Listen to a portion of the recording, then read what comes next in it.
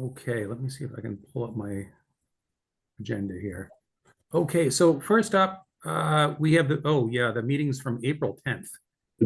Has everyone had a chance to take a look, and are there any comments, edits? Yeah, looks fine. Okay, so if that's the case, would somebody like to make a motion to approve the minutes as written? So moved. Second? Thank you. And we have a second? All right, and Zulik, Yes.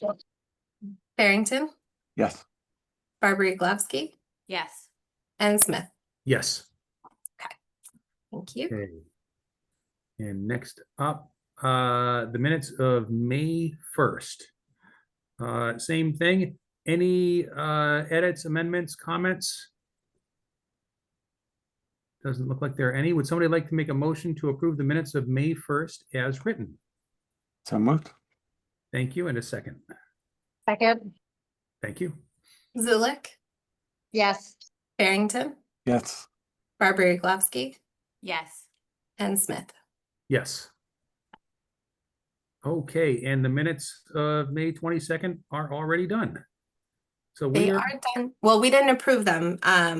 I just got them done for this meeting, but we don't have 4 people who were Yep. present at that meeting to vote on these, so we can table them. gotcha.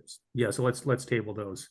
I will say my goal here is to as quickly as we can get through our agenda tonight. I'm going to try to move us right along pretty quickly. So first up, we have a request for determination of applicability for the commuter rail right-of-way. So Laura, I'm going to be leaning on you to read the legal notices tonight. You got it. In accordance with the Wetlands Protection Act, Mass General Laws, Chapter 131, Section 40, the Southborough Conservation Commission will conduct a public hearing on Thursday, June 26, 2025 at 7:00 p.m. via a virtual Zoom meeting. The commission will consider a request for determination of applicability for a project located within the ROW for the MBTA commuter rail for the applicant Keolis Commuter Services. The project description is the confirmation of resource area boundaries. Great, thank you. And Laura, do you recognize somebody here from the applicant? And if not, No. would somebody from the applicant raise a hand? So Matt Donovan is the representative for the applicant. He could not attend tonight, so he requested a continuance to the next meeting. Okay, okay. I'm just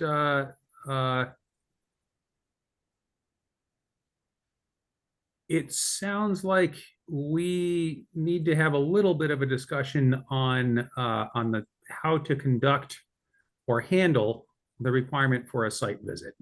Yeah. So I can say historically, we have issued both RDAs and orders of conditions for work on railroads in town, including the MBTA commuter rail lines, where we were able to have a site visit attended by whoever from the commission wanted to. And the way that it was conducted was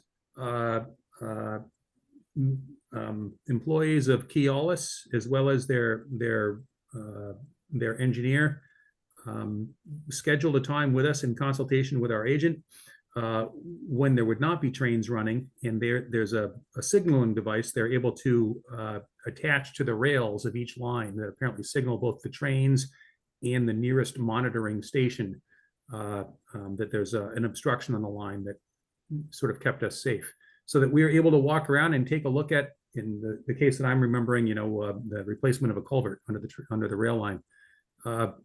It's disappointing we can't handle it that way this time, and that they're sort of demanding that we have this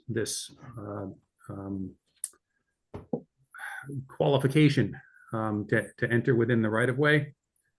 So I guess we have to figure out some sort of way to handle these. I believe it's 2 RDAs that are before us. Is that the no? Yeah, 2 RDAs that are before us. And I guess some possibilities are, the first one is to refuse to do it unless they allow us to, to walk the site, or our agent, have Joe do it. Another possibility is to direct the applicant in the taking of pictures or recording of videos in specific locations is one that occurred to me. We could perhaps work with Joe to get an idea of where the critical areas may be after having reviewed the applications. And then a third possibility, I get the impression this is the one preferred by Keolis, is that we simply rely on their representations and imagery from Google Earth and work from there. So, you know, I've certainly got an opinion on the matter, but I'd like to hear what other folks have to say. You know, what do you think we should be looking for? And one option, of course, is that you know, somebody from the commission can take the I think it's an 8-hour course to get qualified to go within the right of way. I did this back in the mid 90s when it was a 2-hour course, so I'm sure my qualification doesn't count anymore. So that's, I guess, a you know, sort of a fourth possibility of dealing with this. So with that said, what do folks think?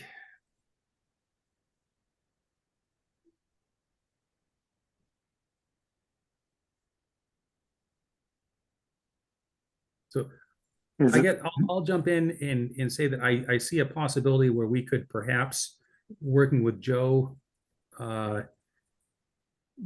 identify critical areas that we would need to see sort of video evidence of and request that the applicant go out and video, you know, the areas where the work is closest to resource areas, to give us the confidence that, you know, ideally we could issue a negative determination of applicability, with the understanding that that could involve, you know, some back and forth. They could come back with some video that might reveal questions that would need to be answered, and we would need to send them back out.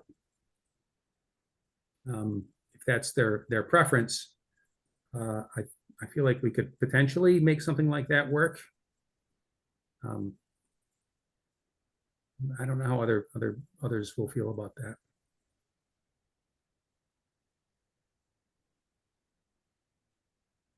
That's what I would lean towards as well. I would worry about us like getting into, like, do we imagine that we would get into a situation where we would have to send someone out to do a site visit?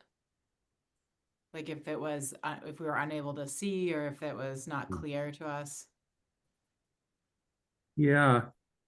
You know, I guess the fact is we sort of have conflicting jurisdictions here, you know, under the Wetlands Protection Act.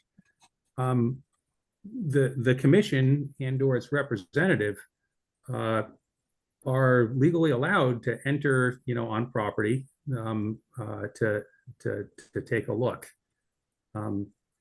So, you know, I'm certainly not against trying to work with an applicant with a situation like this.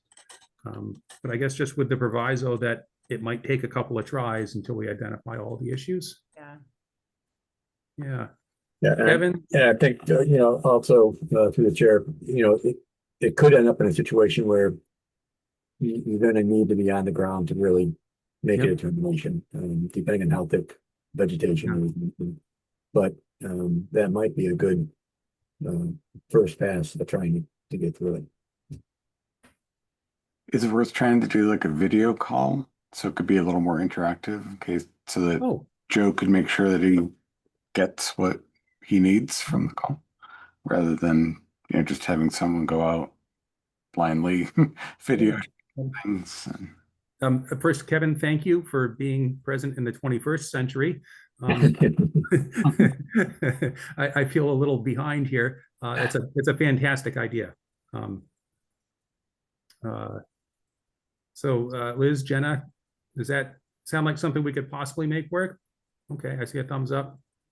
Yeah, I think that sounds good. I mean, I think if we can do something that kind of meets in the middle, and I think Kevin's suggestion does that. Awesome. Okay, so Laura, it sounds like we have a consensus here and a workable solution.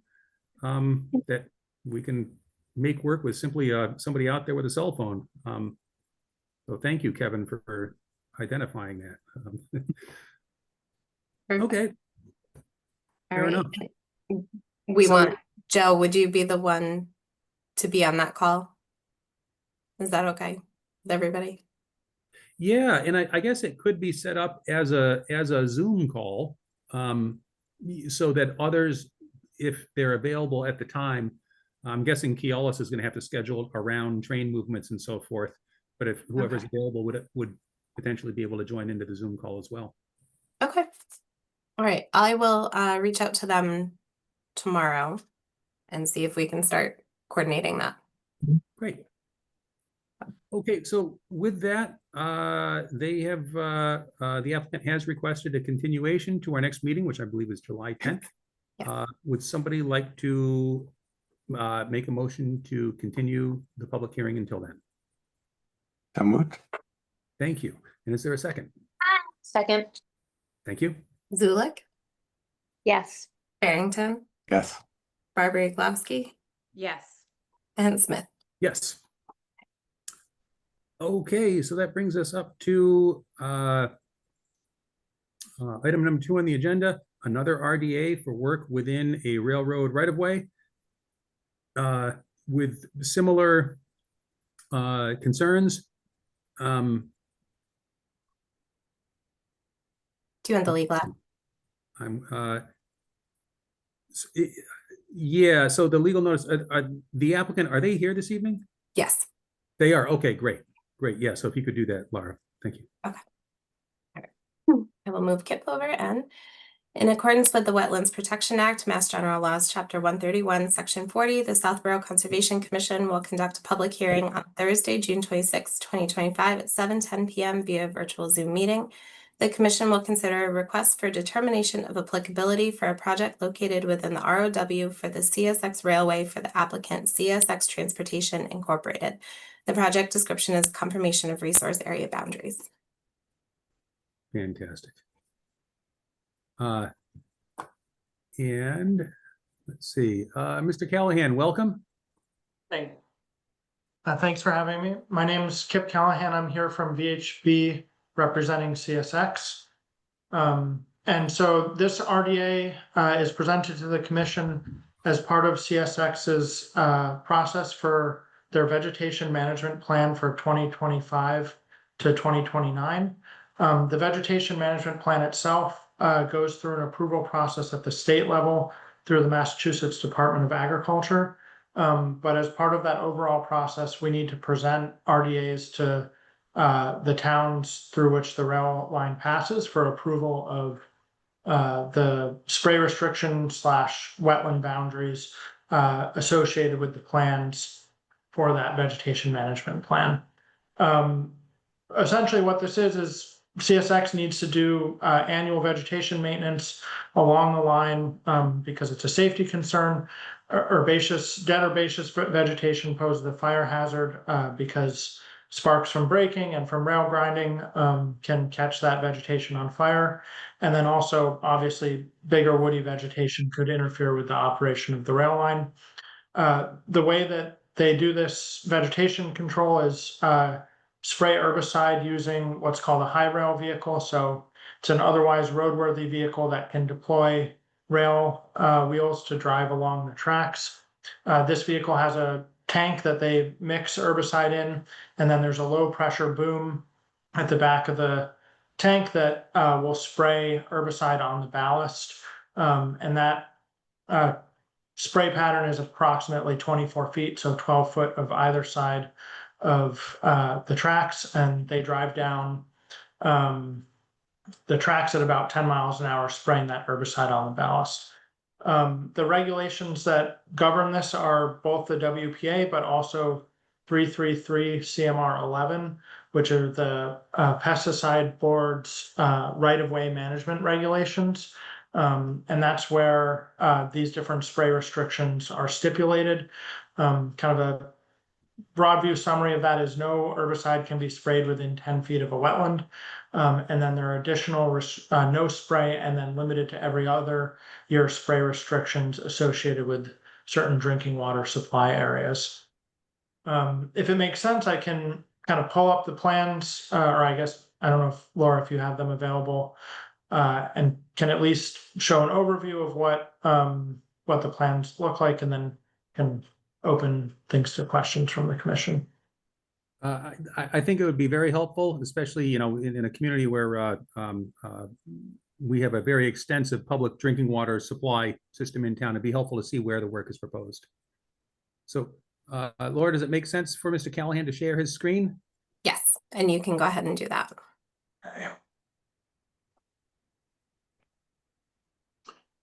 Okay, so here, these are the plans. This first sheet is an overview that shows the territory where CSX has rail lines, and each of these pink rectangles represents one of the pages of the plan. The plans are formatted like this, where the different spray zones are depicted in one of 3 different colors. So in this case, there are just no spray and limited to 1-year spray zones. So the no spray zones are depicted in yellow, and then limited to 1-year spray zones are depicted in blue. From an operational standpoint, the limited to 1-year spray zones don't matter too much, because CSX only sprays once per year, but we're required under the regulations to show these areas. The things that do matter are these no spray zones, which are depicted here in yellow. And then I can find an example. Let me scroll through where, if I believe there is, so there's actually not, only, this is the only area, I believe, in the town where there's limited to every other year spraying. So that's this purple zone here. And so this is the 3rd type of spray restriction.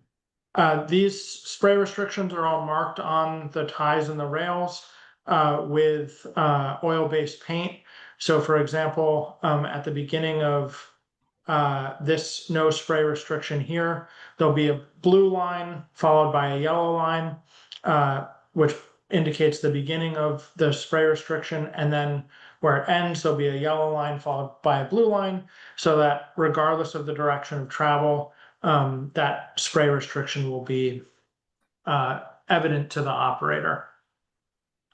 You will know that on these plans, there's a few cases where we have call outs. So this is a great example here where there's a stream crossing that goes underneath the tracks, and you may ask, okay, if there's a stream here, why isn't there a no spray zone associated with it? And that's because in many of these cases, the culvert openings where the stream is conveyed underneath the tracks are greater than 22 feet from the center line of the track. So that means with that 12 foot from either side spray pattern, there's still 10 feet essentially buffer between where the open water is, so that herbicide can still be applied in these areas. If you like, I can run through all the plans, but I kind of wanted to see what the commission would like to see before I do that. So I'll open that question up to the rest of the commission. This is a similar request comes in, I'm going to say every 3 to 5 years. Every 5 years. Yeah. Okay. So yeah. So I think this is perhaps the 3rd time that I've seen a very similar application, and you know, a critical component of it is that our agent is notified prior to the beginning of spraying, so that you know, she's aware of what's going on, and if necessary, you know, a commission member or a consultant can go out and take a look at things. And we will invariably also get calls to the conservation office while it's going on, just so we'll have the heads up that it will be happening. But with that, I want to open it up to the commissioners, in particular, if you would like to see more information on the exact location of spraying. Okay, I don't see any mics being turned off or hands going up. So like I said, Kevin, go ahead, please. Oh, no, I just, were these plans done basically by GIS, or is this going out into the field and finding, where these wetlands are? Yeah, so we rode the tracks this fall along the length of the line, in this case, the Fitchburg to Framingham line, and we field verified all of these zones. So we were working off the historic plan set that had primarily been paper maps. We brought a high precision GPS with us, so there has been some minor updates from previous editions because we were able to adjust these zones to better reflect the field conditions. And we did, verify that these zones made sense. So if we were riding along, it looked like, hey, this might be a wetland that is not indicated by our spray restrictions. We'd get out and we'd measure its proximity to the rails.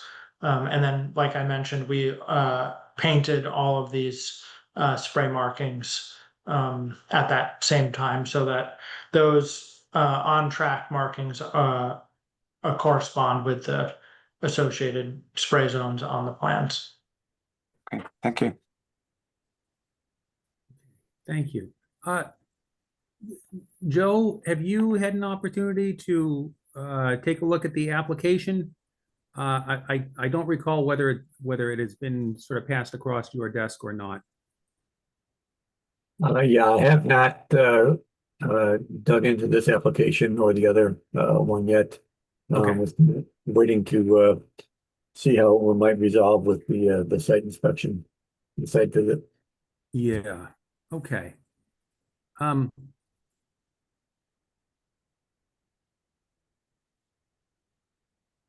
So I guess I'm going to turn to the commission on this. So the biggest question is, does the commission feel it necessary to ask Joe to go out and first to go through the application, but most importantly to confirm wetland delineations, sort of in support of this application?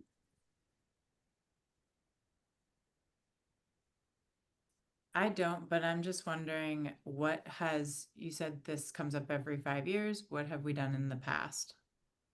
So in the past, my recollection is we have not gone out to verify individual wetland delineations. We've done it from sort of a paper review of the plans that were submitted. Being an RDA, they're not seeking a confirmation of the wetland delineation like we would be doing under a notice of intent type scenario. And in the past, we had grown comfortable with CSX and their work along this railway line. That answers your question. For my part, I'm comfortable with the application. CSX has proven to be, quite responsible in its work along this railway line in the past. So I would anticipate, similar conduct going forward. Kevin, I see you've got your mic off. Oh, well, no, I just forgot to go Okay. back on mute. Sorry. Okay, no, just making sure there was something you wanted to say. Okay, so if the commission is generally comfortable with the application, trying to think how we accomplish this best. The applicant has suggested, conditions on the spraying, no closer than 10 feet to a wetland area, and no spray immediately adjacent to the public drinking water supply and so forth. I think we're in a position to look for a motion to issue a negative determination of applicability. Half a second here. Conditioned as described by the applicant. Oh, I'm sorry. Before we go any further, if there's anyone here this evening from the public who wishes to speak about this matter, raise a concern or ask a question, please use the raise hand function and we will promote you right up so that you can do that. Okay. No hands. I see no hands. Okay, so with that, if the commission is comfortable, would somebody like to make the motion that I just described? So moved. Thank you. And is there a second? Second? Thank you. Zulik, Yes. Harrington, Yes. Barber Yaglovsky, Yes. and Smith. Yes. Okay, perfect. And Kip, I can have that to you by Monday. Thank you so much. And Kip, I just totally unrelated. I have a quick question for you. Did you used to work for ESS Group? Did not. No, okay. I have you confused with somebody else. I just wanted to. Thank you. Okay. Have a great night. Thank you. Okay. So 7:20. Yep, we're moving right along here. Next up, we have a notice of intent for the installation of sidewalks along Woodland Road. And Laura, if you would be kind enough to read the notice. Sure. Really quick, Ben, I put both the Woodland Road and Richards Road ones at the same time. Yes. The last meeting, the commission discussed them together. So do you still want to do that? I think that's a great idea. Okay, I'll read both. In accordance with the Wetlands Protection Act, Mass General Laws, Chapter 131, Section 40, and the Southborough Wetlands Bylaw, the Southborough Conservation Commission will conduct a continued public hearing on Thursday, June 26, 2025 at 7:20 p.m. via virtual Zoom meeting. The commission will consider a notice of intent for a project located within the ROW along Woodland Road between the intersections with Richards Road, Eastleigh to Oregon Road for the applicant William Cundiff, Southborough DPW. The project description is the installation of sidewalks along Woodland Road. And then in accordance with the Wetlands Protection Act, Mass General Laws, Chapter 131, Section 40, and the Southborough Wetlands Bylaw, the Southborough Conservation Commission will conduct a continued public hearing on Thursday, June 26, 2025 at 7:20 p.m. via virtual Zoom meeting. The commission will consider a notice of intent for a project located within the ROW along Richards Road between the intersection with Corderville Road, Eastleigh to Woodland Road for the applicant William Cundiff, Southborough DPW. Project description is the installation of sidewalks along the north side of Richards Road. And let me move everybody over. Okay. So.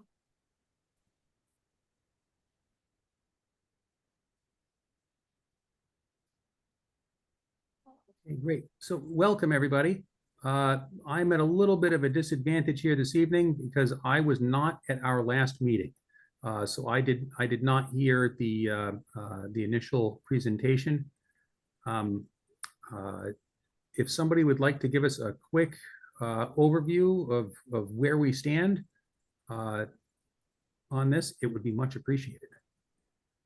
Absolutely. Just for the record, Scott Morrison from VHB. If you want, I've got a slide presentation. If you want, I can go through it quick, understanding that you were not at the last meeting. I can kind of run through from the get-go and go through the project and bring you up to speed.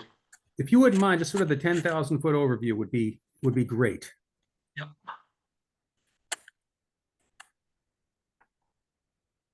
Perfect. Can everybody see this? Yes. Perfect. So it's the Woodland Road Pedestrian Improvement Project, which consists of sidewalks. The intent is to provide sidewalks on the east side of Woodland Road from Richards Road to Oregon Road. There will be a crosswalk that connects the proposed sidewalk on Richards Road. The sidewalk network will lead to the Mary E. Finn School. So just to kind of get you oriented, we've got the Mass Pike here, Oregon Road, and kind of the northerly section here, and then Richards Road down the southerly portion. So this is the portion highlighted in red where there's proposed sidewalks improvements. There is an area of bordering vegetated wetland with the associated with the project. There's one area here on Woodland Road. We've got the 20-foot setback and the 100-foot buffer zone. As you can see, the sidewalk was actually shifted slightly from the previous version. The previous version had it set back from Woodland Road. We've shifted that right up against the curb line on Woodland Road. Kind of limits impacts and allows, there's a tree right here that will be allowed to remain. So the work within the buffer zone is this section here.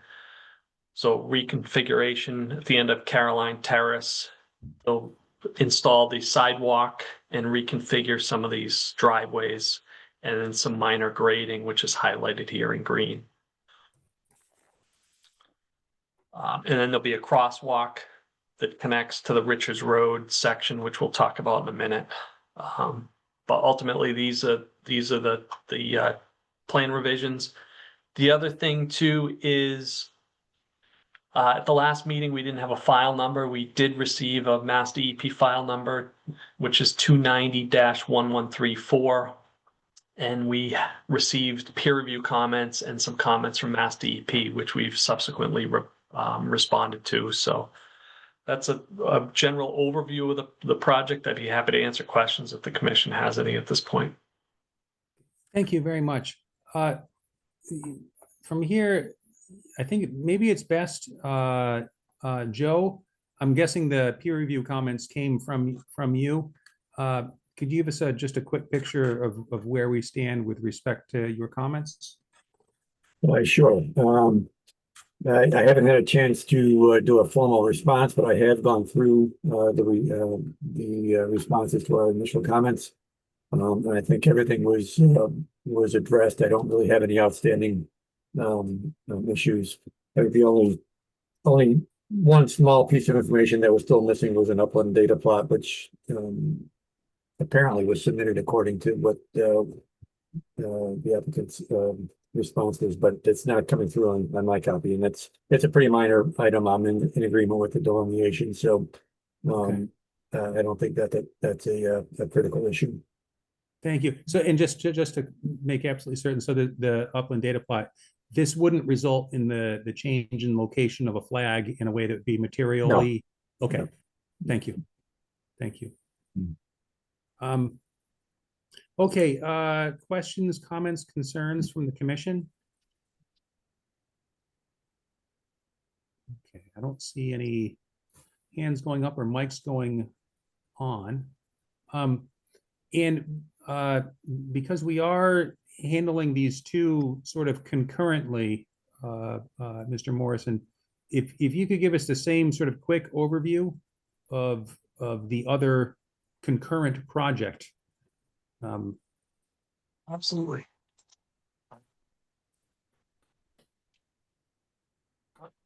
Give me a second here to switch over.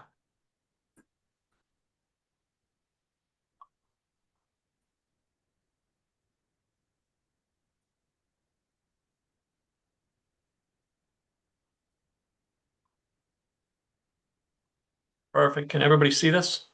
Yes. Perfect. So again, this is Richards Road, pedestrian improvement project, similar to the previous. Same rationale to provide, safe areas for pedestrians to walk. Again, the first project area was Woodland Road here. This would be a continuation. We separated these into two separate projects for the sole reason that it appears that there may be separate contractors or construction at separate time periods. So rather than do one complete notice of intent for the whole project, we simply separated it to make it easier to follow for a contractor or a specific project. Wetland resource areas, there's a perennial stream at the intersection of Corderville Road and Richards Ave here, which was delineated. We've got the 20-foot setback. This is the 100-foot inner riparian here. This other side, the 200-foot riverfront area is actually way out here because there's a second perennial stream that flows through a culvert goes into a culvert down the street and then discharges here. There weren't flags here before. We're kind of like in somebody's lawn, so that we went back, and one of the peer review comments was to add these flags. So we've added these flags, we've adjusted these riverfront area delineations, so we've got the appropriate and correct riverfront area impacts at this point. And again, the project will consist of sidewalk comes up. There'll be a crosswalk crossing Corderville Road, a section of sidewalk here, another crossing. The rationale for the crossing at this location is there's specific requirements of where it needs to be in relation to intersections. So this really can't be moved whatsoever. And then the sidewalk will run along the northern side of the road, retaining trees. So it'll kind of shift to avoid these trees and continue on.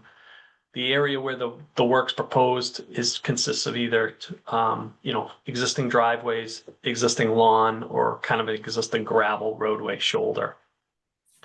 But that's a pretty good summary. We didn't have a file number at the last meeting. We do have a file number now, which is 290-1135.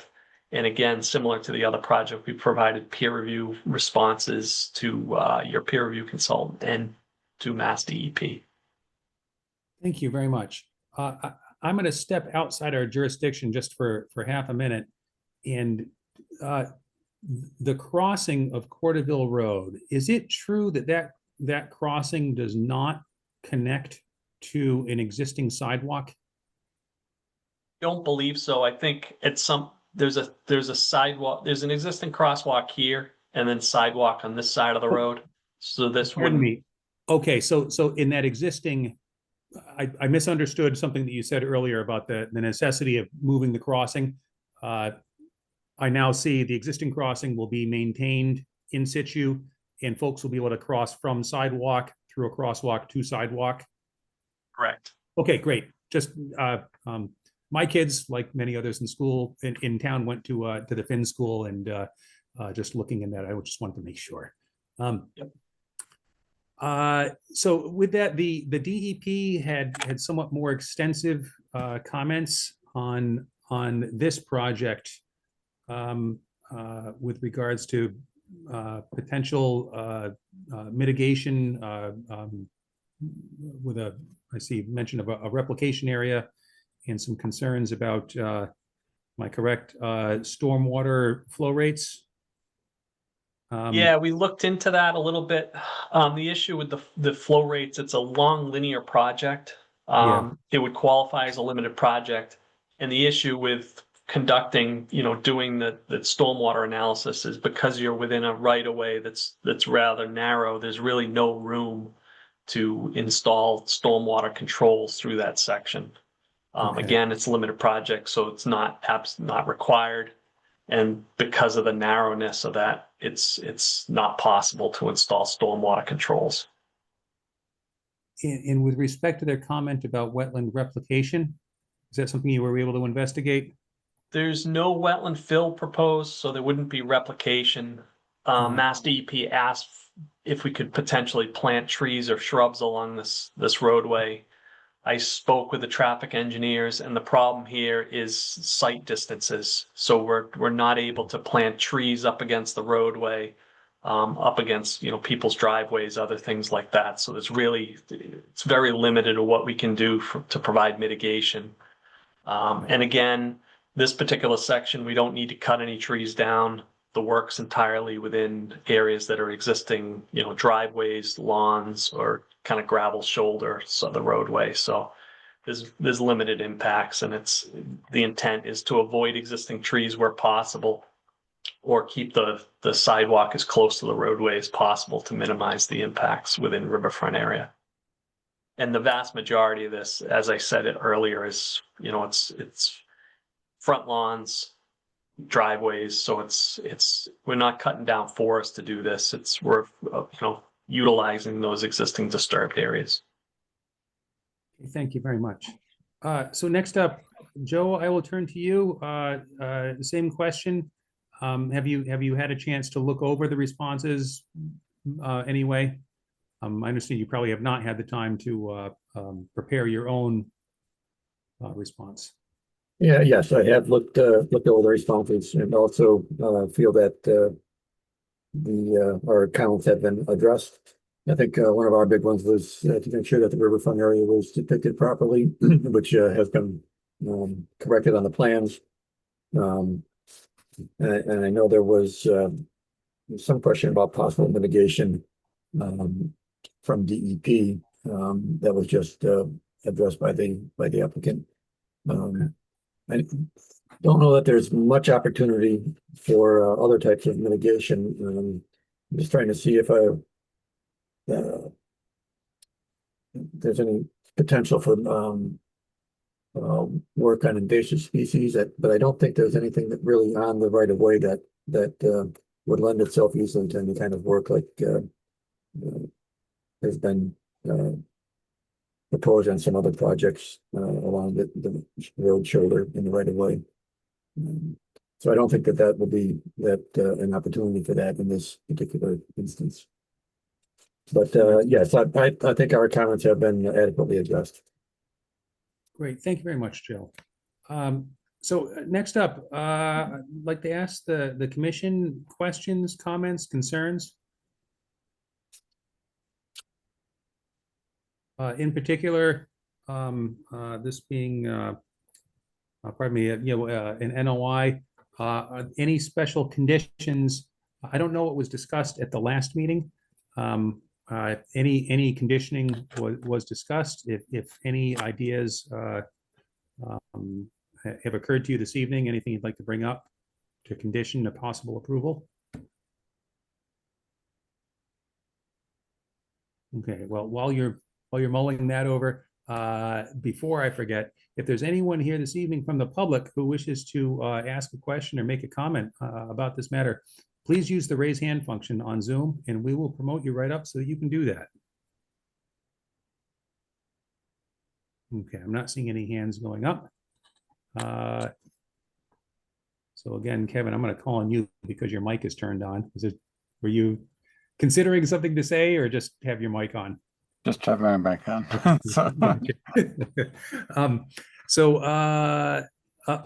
We see a hand up from Mr. O'Connell.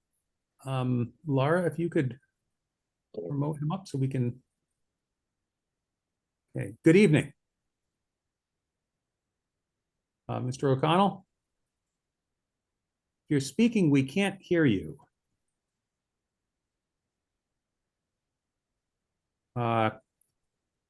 We still can't hear you. It looks like the little microphone icon, no sound is coming through. Oh geez. Trying to think about.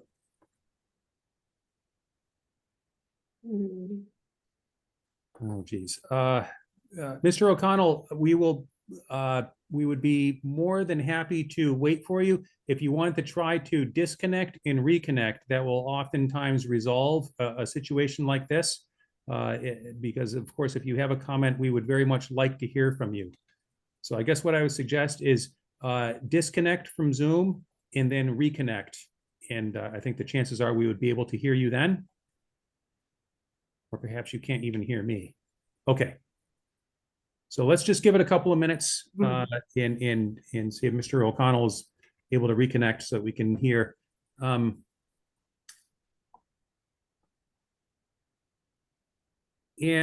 is it just me or did the chat function on Zoom disappear? Oh, yeah. Pardon?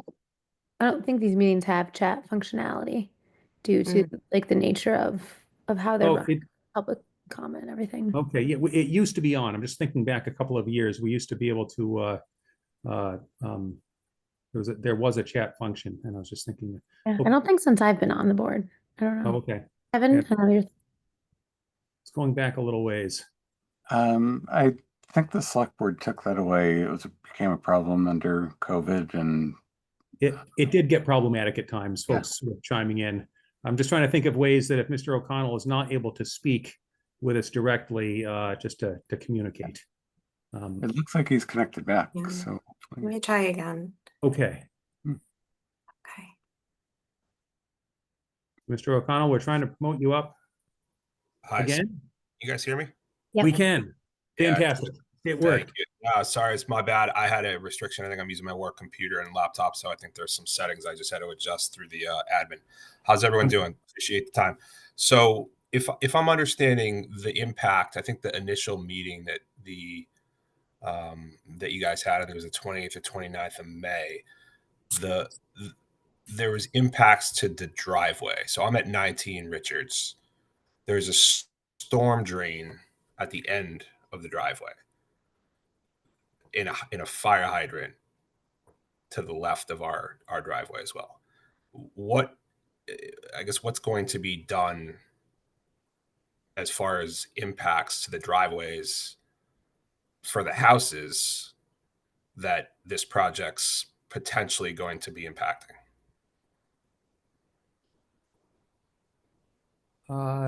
Thank you. It seems that we have lost. Oh, there you are, Mr. Morrison. Are you able to address that? So any of the driveways, they'll saw cut them and essentially get that to blend in with the proposed sidewalks. So there's no plan to move any of the infrastructure, stormwater basins, catch basins, or any of that work. So there will be a period where your front yard would be excavated to install the sidewalk and make some modifications to the driveways, but there will be no change to the infrastructure, including storm drains and that and whatnot. I think Okay. this is precisely where you live. Is that correct? I don't know if you can see my cursor here.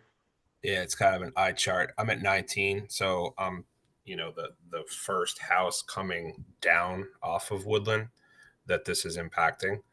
And there's a stone wall that runs in front of our house. Is the idea to, I guess, abut right next to that? If you said there's not going to be any tree trimming or anything like that, is it going to be impacted at all, or are you just going to kind of run the sidewalk next to where that stone wall is at today without touching it? That's correct. So the stone wall will remain, and the sidewalk will be sandwiched in between that stone wall and the roadway. Got it. Okay.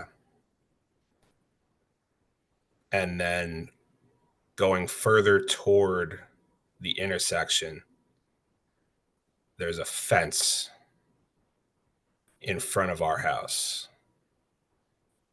The same idea there as well, that wouldn't be impacted? That's correct, yes. There'll be an erosion control barrier up against that fence, but the work area will be on the road side of your fence. Okay. And from a timing, I think I like the project. There's a couple of things that we kind of have to ask just for diligence, right? The timing of this is scheduled to start when? I don't think it's specifically set in stone when it would start. I would anticipate, I think they said like 4 to 6 weeks for the construction to occur for this particular project, but I'm not aware that they have a specific time yet. Okay. All right. Thank you for those answers, and anything else that we come up with and think of, we'll certainly cross-check with you folks. Hey, thank you very much, Mr. O'Connell. I will say, as a Southborough resident, formerly living on Middle Road without a sidewalk, and currently living on Ledge Hill Road with a sidewalk. With a sidewalk is much, much better, I have to say, for what it's worth. Any further questions or comments from members of the public? Again, please use the raise hand function and we will promote you up. And then one last time with the commission, if anyone has questions, comments, or concerns, please please, yeah, bring them up. And it looks like no. So we're now looking for, I guess it's going to take two separate motions. First, let me pull up the agenda here so I just don't get it wrong. Is there a motion to close the public hearing for the Woodland Road sidewalk installation project? So moved. Thank you. And is there a second? Second. Thank you. I'm sorry, Zulik, Yes. Barrington, Yes. Barber-Glavsky, Yes. and Smith. Yes. Okay. And then next up, similarly, we need a motion to close the public hearing for the Richards Road installation of sidewalks. So moved. Thank you. And a second. Second. Zulik, Yes. Barrington, Yes. Barber-Glavsky, Yes. and Smith. Yes. Thank you. So we haven't come up with any special conditions. So it looks like we're talking about an order containing only our standard conditions. And that puts us in a position, and Laura, correct me if I'm wrong. Without any special conditions, we can vote right now to issue an order of conditions with our standard conditions. Laura, do you have anything on your list? Any special conditions that came up at the last meeting that I was not in attendance at? I do not for Woodland. For Richards, I believe there was a waiver for work within the 20 foot. So I just want to make sure that we address that. Okay. So a waiver requires a separate vote, and typically we require, mitigation to justify the issuance of a waiver. But in this case, work within the right of way, for these purposes is largely exempt from the requirements of the Wetlands Protection Act. And for that reason, I think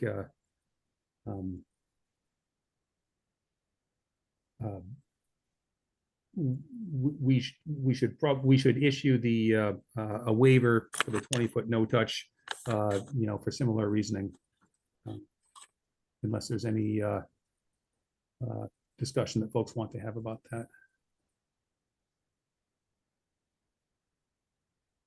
Okay, so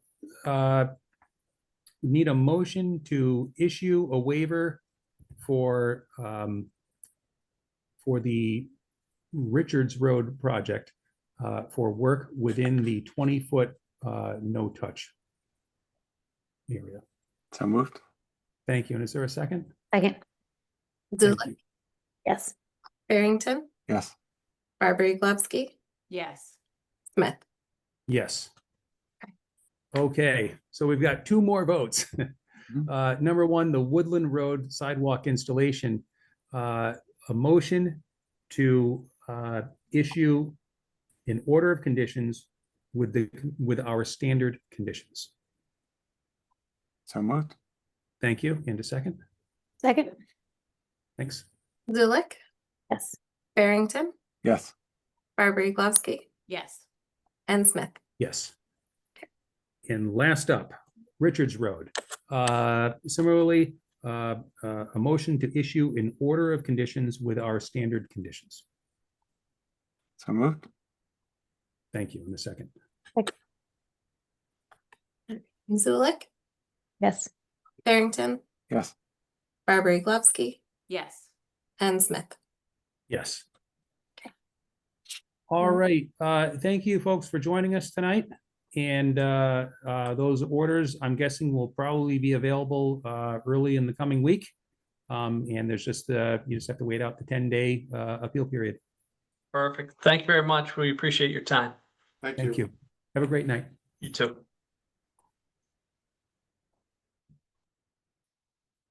Okay. So next up, 26 Meadow Lane. Laura, if you would be so kind. You got it. In accordance with the Wetlands Protection Act, Mass General Laws, Chapter 131, Section 40, the Southborough Wetlands Bylaw, and the provisions of the Southborough Stormwater and Erosion Control Bylaw, Southborough Town Code, Chapter 154, the Southborough Conservation Commission will conduct a continued public hearing on Thursday, June 26, 2025, at 7:30 p.m. via virtual Zoom meeting. The commission will consider a notice of intent and a stormwater management permit for a project located at 26 Meadow Lane, map 56, lot 14, for the applicant William Poutre. The project description is the construction of a flexible development with 2 single-family units and 2 duplex units. And I have Peter and Bill both here. Great.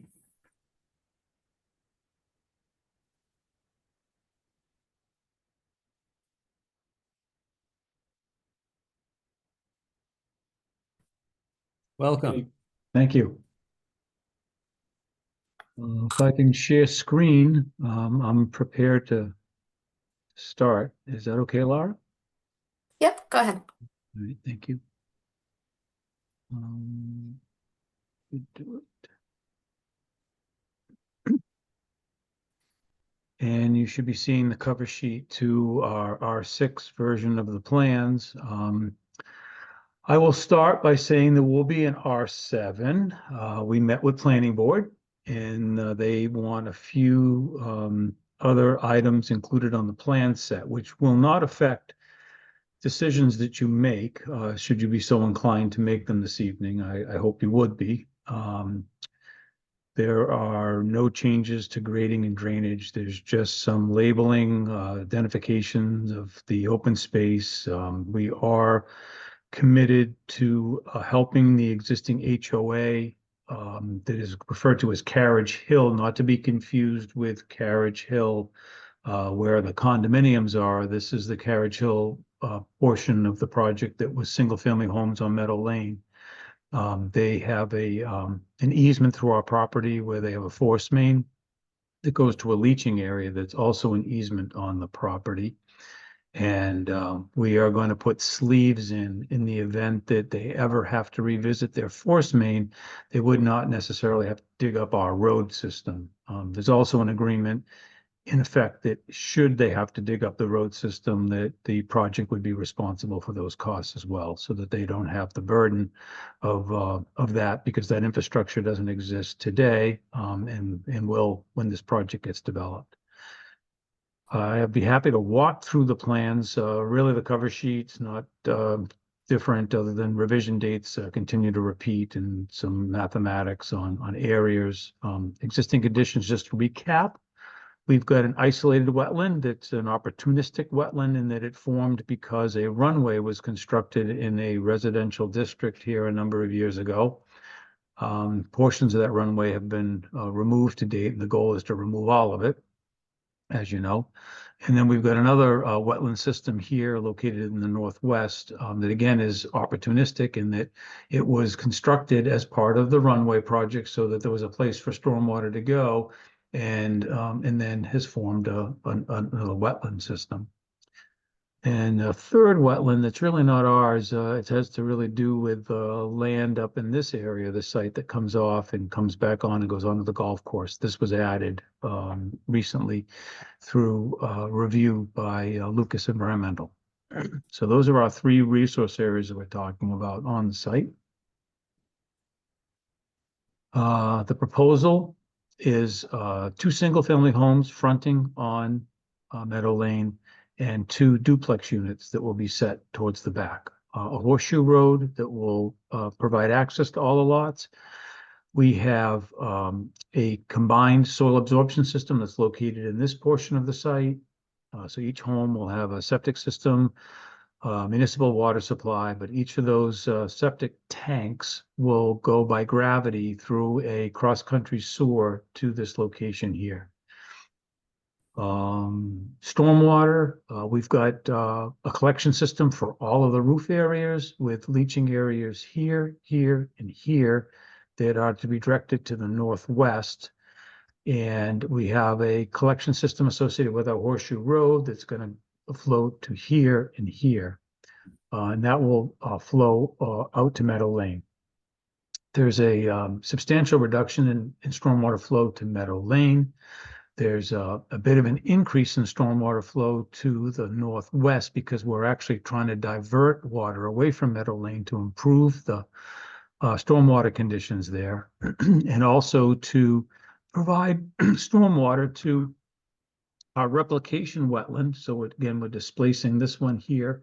We're constructing a new one here, which will be in the form of a rain garden, and we identified the vegetation that would go there.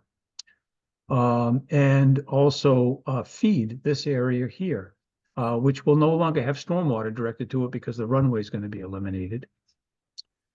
There has been a formal waiver request submitted to you regarding this in the event that it's determined that we are somehow causing the need for a waiver from local stormwater management requirements or local wetland bylaw because of this stormwater condition. But I will state that, again, all stormwater is collected on site and treated prior to discharge. And that before the flow leaves the site, it would be below its existing rate, even to the northwest, where we're actually increasing the amount of water that we're directing there. So from my perspective, or our perspective, we're hopeful that the waiver is not needed because we don't want to set a precedent. But if there was ever a case to set a precedent, I would think this is the type of project that could do so, because again, we're eliminating an airstrip that should never have been here to begin with. And we're putting back a project that's trying to respond to all of those stormwater requirements, regardless of the fact that we eliminated an acre of asphalt by getting rid of the airstrip. We treated this project as if there was raw land here that was open meadow, which much of it is, in woodland, versus it having an airstrip on it. We did not take advantage of that pre-existing condition. The grading and drainage, pretty much there's a cut on this portion of the site, a fill on this portion of the site, but not huge differences in cut to fill. This is our limit of work here with the erosion control barrier. This is our soil absorption system, so that's why this area branches out. We're mostly in buffer zones with all the work activities. And then we've got some work to do down on the east end of the site where we're eliminating that asphalt right up adjacent to wetland systems. But again, to the benefit of removing that asphalt, so it's no longer going to be contributing stormwater as it does today. So our utility plan pretty much details where the water lines are going to go. Again, that sewer line and the electric and communication systems. And then our fire apparatus detail here. This is that wetland replication area that I described. So there's a detail on the plant communities that will be put in this area and the stormwater discharge there. And all of our stormwater management systems are detailed on this plan as well. This has gone through peer review with Fuss and O'Neill and with Lucas. I know you have Joe here, so I'll let him speak to the Lucas points. We do have a clean letter back from Fuss. I know they're still saying grant the waiver because of their interpretation on the regulations. I'll let the commission make their final finding on that. Stormwater management plan. So this is our SWEP for us to be able to construct this project. Pretty much all the details that are in the SWEP and O&M in a long version are also mimicked on this plan, so that the contractor pretty much has one place to find things, and then the backup materials to ensure that there's no sedimentation erosion control problems. And this is the plan that really gets some of the revisions from planning board. So I just wanted you to see this and be aware of it, is that there's some numeric issues here where we were identifying values for open space, and some of those numbers didn't get transcribed up here correctly versus down here. As I say, you can still vote your approval based upon the R6 version of the plan. We will have an R7 for planning board, and I don't believe we need to come back to you for anything that would be a disconnect because of what the planning board's asking for versus what you need. I'd be happy to answer any questions. Thank you for the opportunity to present this. Thank you very much, Peter. So unfortunately, I was not able to attend the last meeting. However, I did have some communication with Peter. I had taken a quick look at the stormwater situation with respect to the slightly increased flows in a couple of the design storms to that created wetland along the airstrip. And I thought I saw a simple solution to it, and sent it off to Peter. And it turns out, with sort of a deeper review, you can't quite make it work. Peter gave me some information, so I have a much fuller understanding of the situation. And so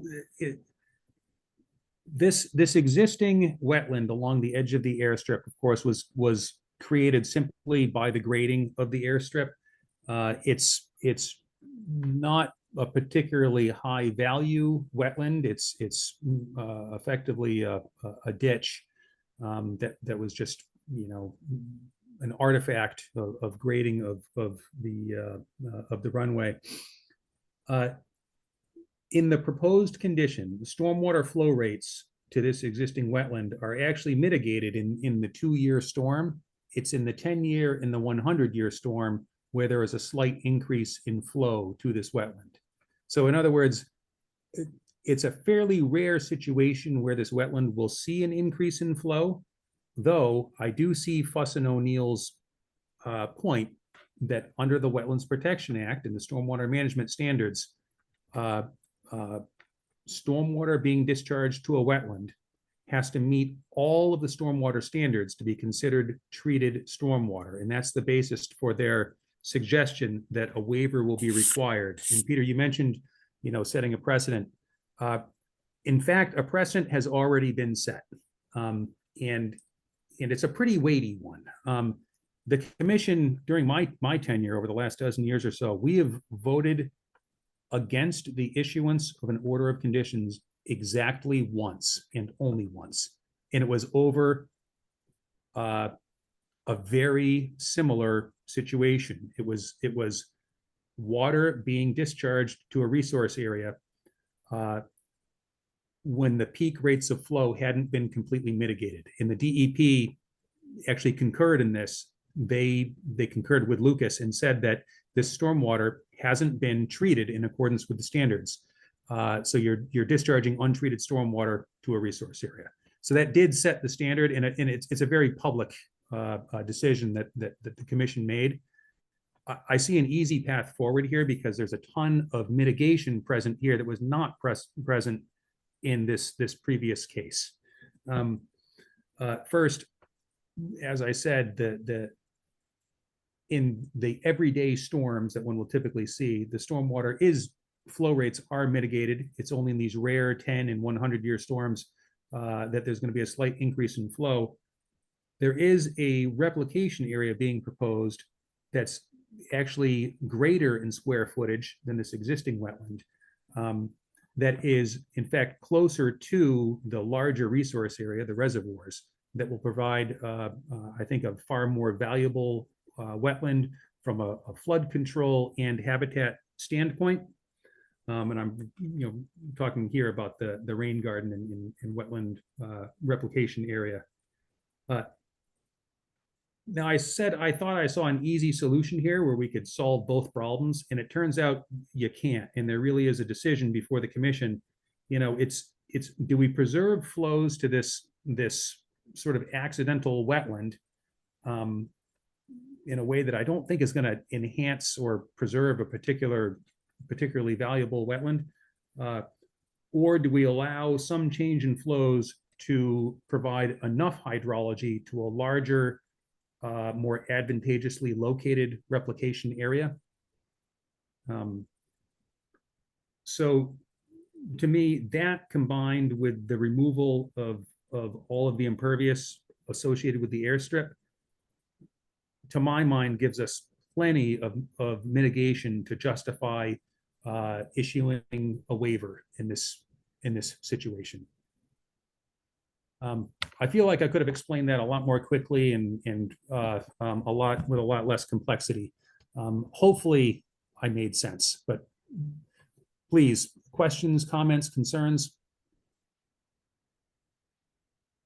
Yeah, the only thing I'd add is that, I don't want to say this the wrong way, because I do want your support. We could have just let more stormwater go to Meadow Lane. That's what I said to Ben, was that's the solution. And we just could have directed the water the way it wanted to go. We heard commentary from abutters on Meadow Lane that they had drainage problems. The town doesn't have the ability to improve the infrastructure on Meadow Lane easily. And we had this opportunity that we thought would not only allow us to avoid having to do infrastructure improvements on Meadow Lane or some other future party doing it, because we were going to still mitigate our flow. But more importantly, that the water really wanted to go out to the northwest anyways. It ultimately gets to the reservoir regardless of its pathway. It's just a matter of which pathway does it take. So that would be the first point. And then the second, the more important one, was the fact that we did a further analysis, because the planning board asked for the hydrogeologic study and the water budget. And by doing that, it's even more apparent that by making this change and making this internal sacrifice for this project, because it's going to cost money to do it this way, that the site and the town is better off for it. So ultimately, that's all I wanted to stand by, was to say that we did this for a very specific reason. We're not just trying to ask you for a waiver or put you in a position for the waiver. We just feel as though environmentally, this is a much better project with the water going to the northwest than it is to just let it go out into Meadow Lane into a closed drainage system. So thank you. Thanks. Okay, I see, Mr. Poutre, I see your hand up. Yes, it is. Thank you. So just a quick point.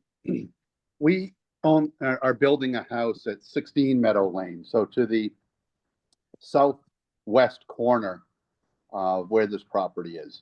And obviously I've been there quite a bit. Earlier, probably a year ago, we went to Melissa and asked if we could take out some of that runway that is really on the western part. So a lot of that runway on that western part has been eliminated. Through that, one of the things that's become abundantly clear is the level of the water within that retention area is down drastically this year in comparison to last year. And that's in spite of the fact that I don't know for a fact the amount of rainfall this year as compared to last year, but in just observation, it seems to me that there's been certainly a significant amount of rainfall over this spring.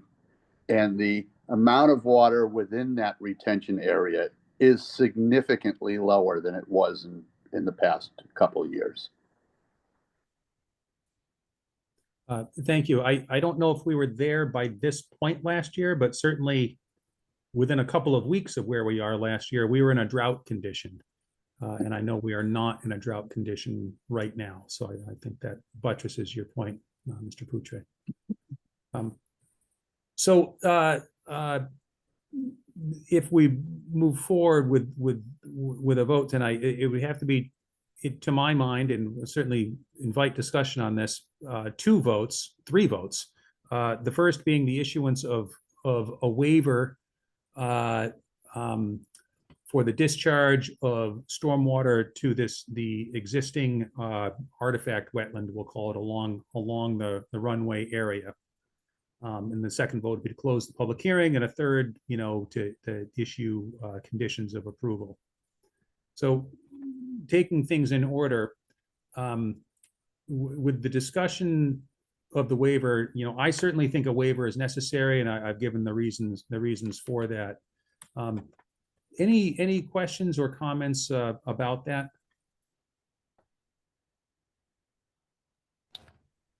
I guess, do the calculations show that removing the runway would, limit the flows into the wetland already? The calculations show that in the proposed condition, the flows will decrease slightly in the 2-year storm, but in the 10 and 100-year storm, the flows will increase slightly. And by slightly, I mean, Peter, correct me if I'm wrong, I believe in the 100-year storm, the increase in flow rate is something in the order of 0.7 CFS. Yeah, it's a still a small amount, but you have to understand, this is what I was saying to Ben, is it's an area calculation. Areas affect you more because there's still water flowing through them, regardless of whether it's grass, pavement, trees, that depending on woodland, when you think about it. And we're taking an area and moving that area to the northwest. And that's why just by little tweaks don't work, because Ben had a really good idea. And we went back and looked at it, I was like, oh, that's not going to do a damn thing. Because it doesn't move the needle enough. Area moves the needle a lot when you add an area to a watershed. So we either had to abandon this whole idea of improving the stormwater on Meadow Lane, which I really was adamantly opposed to. And although it was the easy solution, I just didn't want to do it because I thought that that's something we're doing to improve infrastructure. And we still need the water in the Northwest at the end of the day. So on paper, we are increasing the flow. It's honestly, it's theoretical in my mind. But from my position as a conservation commissioner, I certainly understand what you're talking about, limiting the flows to Meadow Lane. But the change in flows allows for the creation of a larger, more beneficial wetland area, beneficial from both flood control and habitat standpoint.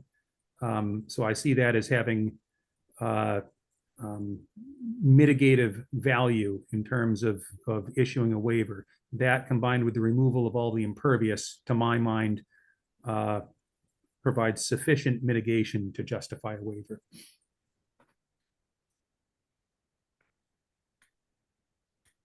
There's still a small increase, but I mean, you're spot on, Ben. Thank you for your support for this, because I think it's important.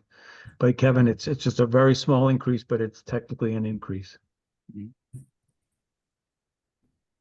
Kevin, was your question answered? Yeah. Oh, thank you. Jenna, Liz?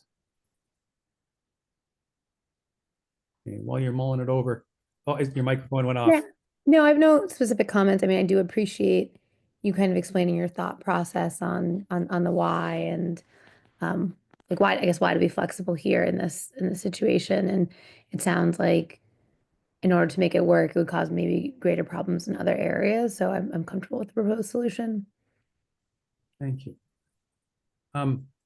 Before I forget, if there's anyone who has joined us here from the public this evening who would like to ask a question or make a comment, please use the raise hand function and we'll promote you up. Okay, it doesn't look like we have anyone. So as I said, the first issue to resolve is the waiver. I'm sensing that folks agree that a waiver is the way to address this. And if that is the case, I would ask for a motion to issue a waiver for the increase in stormwater flows to the wetland adjacent to the runway. The issuance of the waiver in consideration of the mitigation consisting of the creation of a larger wetland replication area and the removal of in excess of an acre of asphalt associated with the runway. So moved. Thank you. Is there a second? Second. Thank you. Oh, Laura? sorry. That's okay. Zulik, Yes. Farrington, Yes. Barbara Iglowski, Yes. and Smith. Yes. Okay. Okay. Ben, I have a quick question for you Please. before Yes. we move on from the waivers. And Kevin, I see you're in the draft conditions as well. I had a note in the draft special conditions for the order about a waiver for 2-to-1 replication, because we're not doing exactly 2-to-1. Does that need to be addressed through a waiver, or are we good with like a finding, or does it need to be addressed at all, I guess?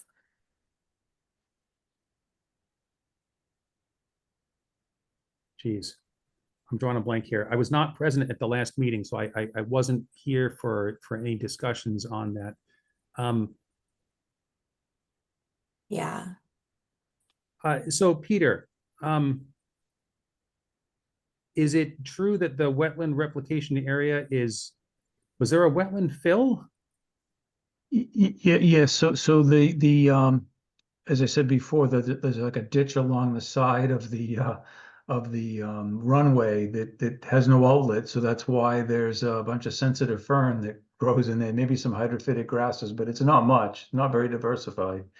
And the thought, and this actually really wasn't discussed at the last meeting, so this is something that had come up earlier, was the quality of the wetland that we will replicate, where we can replicate it. There was a lot of room down there at that Toa slope, but we didn't want to eliminate the ability to walk along that area too. So we were able to provide both things, which was an area where you could actually walk along the edge of the wetland replication area and then have the wetland replication area. We are greater than 1-to-1, but to get 2-to-1 also affected us for our overall coverage for the project, because we had to meet certain planning board standards, and the more wetlands we created, it caused a balance in the calculations to be adversely affected. So we had asked to just stick with that slightly over 1-to-1 replication. I don't remember having to ask for a waiver for it. I thought we just were in agreement that, we were meeting DEP standard of 1-to-1 minimum. Yeah. So, okay, the project's been going on for a while. This is ringing a distant bell. My apologies for not having it at the front of my mind here. Laura, I don't believe this requires a waiver, certainly not under WPA, and I do not believe under our town wetland bylaw. I don't believe that a waiver is actually required for the ratio. Okay, perfect. That's good. I can take that up. So, the next vote would obviously be to close the public hearing. Before we get there, special conditions that you have listed? So I have some, and I believe I pulled them between the reports from Lucas Environmental and conditions that Peter had suggested. So the first one I have is the replication area shall be constructed within the first calendar year of the project, and monitoring reports shall be submitted to the commission and or their agent every 3 months until a certificate of compliance is issued. The other one, let's see, I think I have 5 total. Do you want to go through them one by one, or do you want me to read them all? If you could just read them really quickly, I have to shut my video off here because things are starting to get really laggy. But Sure. if you wouldn't mind just quickly, thank you so much. You got it. All right, so next one is wetland replication area design details shall be submitted prior to construction to be reviewed and approved by the Conservation Commission and or their agent. An invasive species management plan shall be submitted prior to construction to be reviewed and approved by the Conservation Commission and or their agent. A construction access and construction control plan shall be submitted prior to starting work to be reviewed and approved by the Conservation Commission and or their agent. And the applicant shall stake the replication limits prior to starting construction and shall schedule a meeting with the commission and or their agent to assess the viability of the existing vegetation. Perfect. Thank you so much. So on the commission, anyone have recollection of or would like to request any other special conditioning of the project before we move forward with any other votes? I have a question more than a suggestion. Well, maybe. Yes, please. I noticed on the plan for the replication area, it said that plants can be substituted, but the number can't be changed. Can we just make sure that we have review of those to make sure that they're native and, yeah, that the agent, yeah. Excellent catch, Kevin. So Laura, any substitution of species shall be at the discretion of the commission or its agent. Peter? I'm fine with that. Oh, absolutely. I think we actually expanded that note as part of the planning board review too. So, but it won't adversely affect the decision this evening. And thank you, remind me of one other special condition that there's going to be a revision of the plan after this evening. So the revised plan shall be submitted to the commission, to our agent, simply to confirm that changes don't, substantively affect our order. Okay. Anything else? And if not, would somebody like to make a motion to close the public hearing? So moved? Thank you. In a second? Second. Thank you. Zulik, Yes. Barrington, Yes. Barbara Iglovsky, Yes. and Smith. Yes. Okay, and having gone through the special conditions, we're in a position right now to conduct the vote. If somebody would like to make a motion to issue an order of conditions as discussed. So moved? Thank you. In a second? Second. All right. Thank Zulik, you. Yes. Barrington, Yes. Barbara Iglovsky, Yes. and Smith. Yes. Okay. Great, thank you. Thank you, Peter. So you should be looking at getting an order sometime early in the coming week, and you've got your 10-day waiting period. And Yes, good to we, go. we do have one other matter though, Ben. We have a stormwater permit too. We need to finish that. Pardon me. Thank you very much. It's okay. And actually, yeah, we're under the gun for that too. We've got until the 6th, I believe, to get that approved.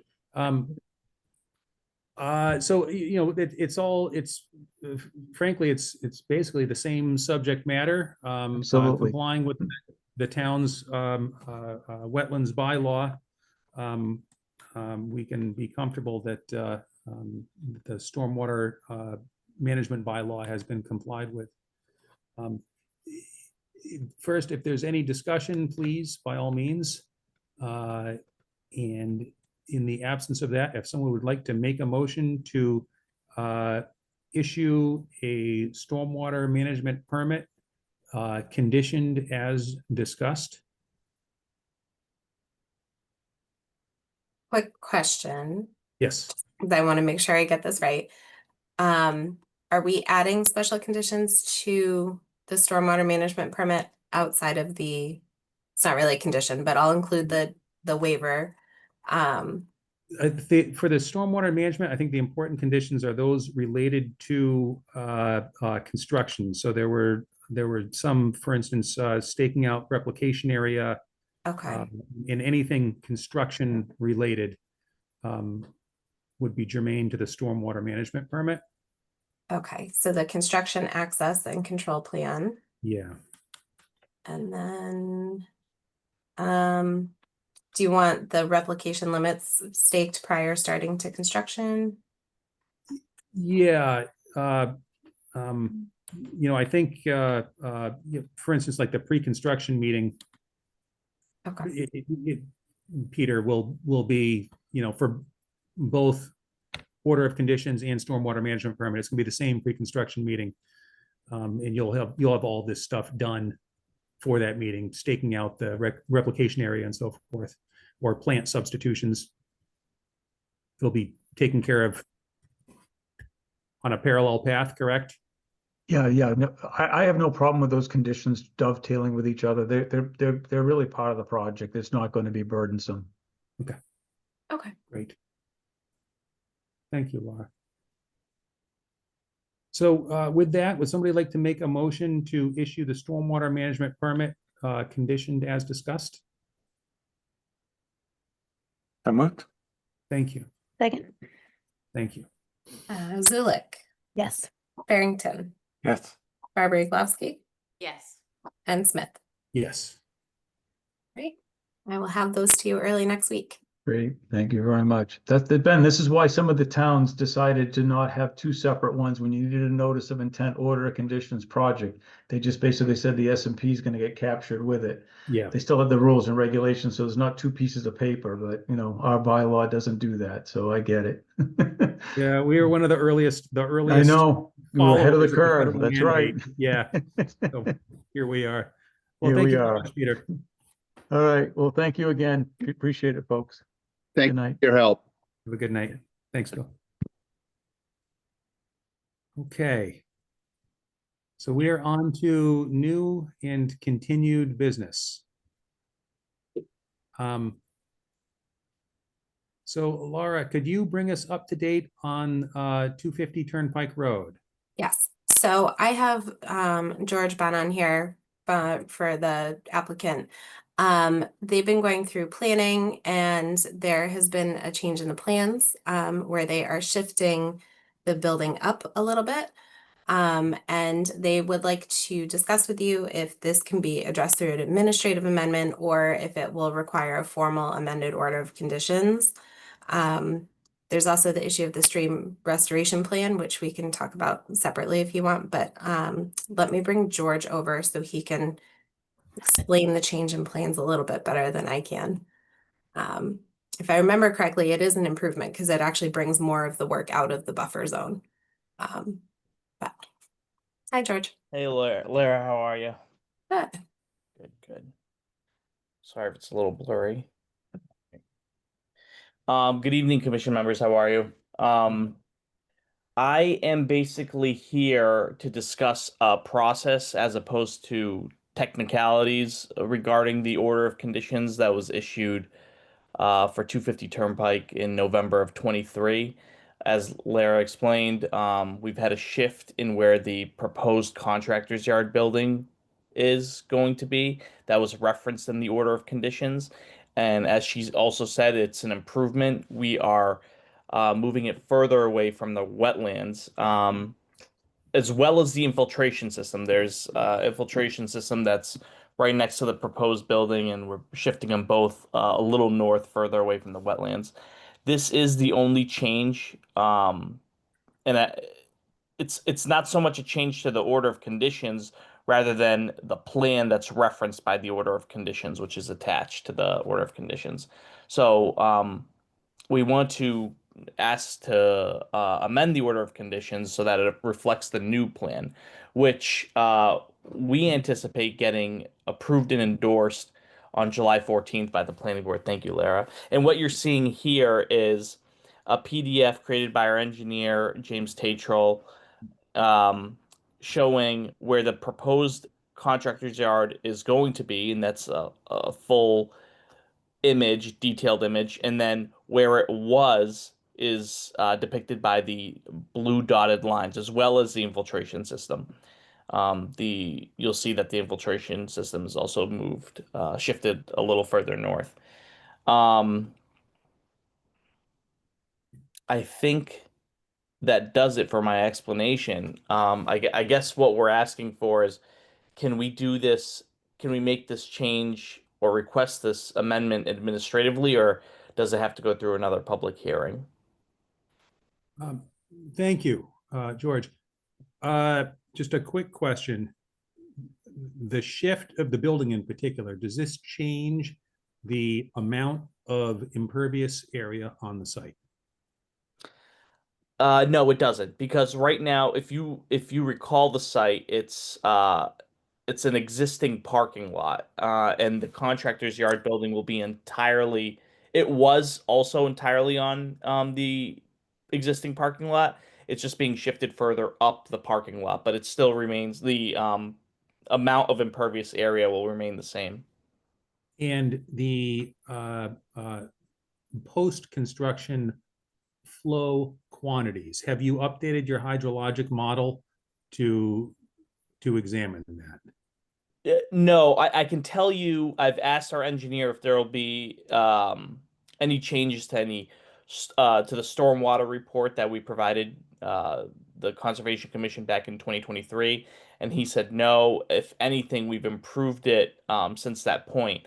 Now, one thing I want to add, and maybe I forgot to mention it, is even if this change is done administratively or as a discussion item at another hearing, we will provide, and we're happy to provide, a letter from our engineer highlighting the changes, if any at all, which I don't believe there are any. So you wouldn't be making a decision uninformed. There'll be an engineer testing to the changes, if any, of stormwater.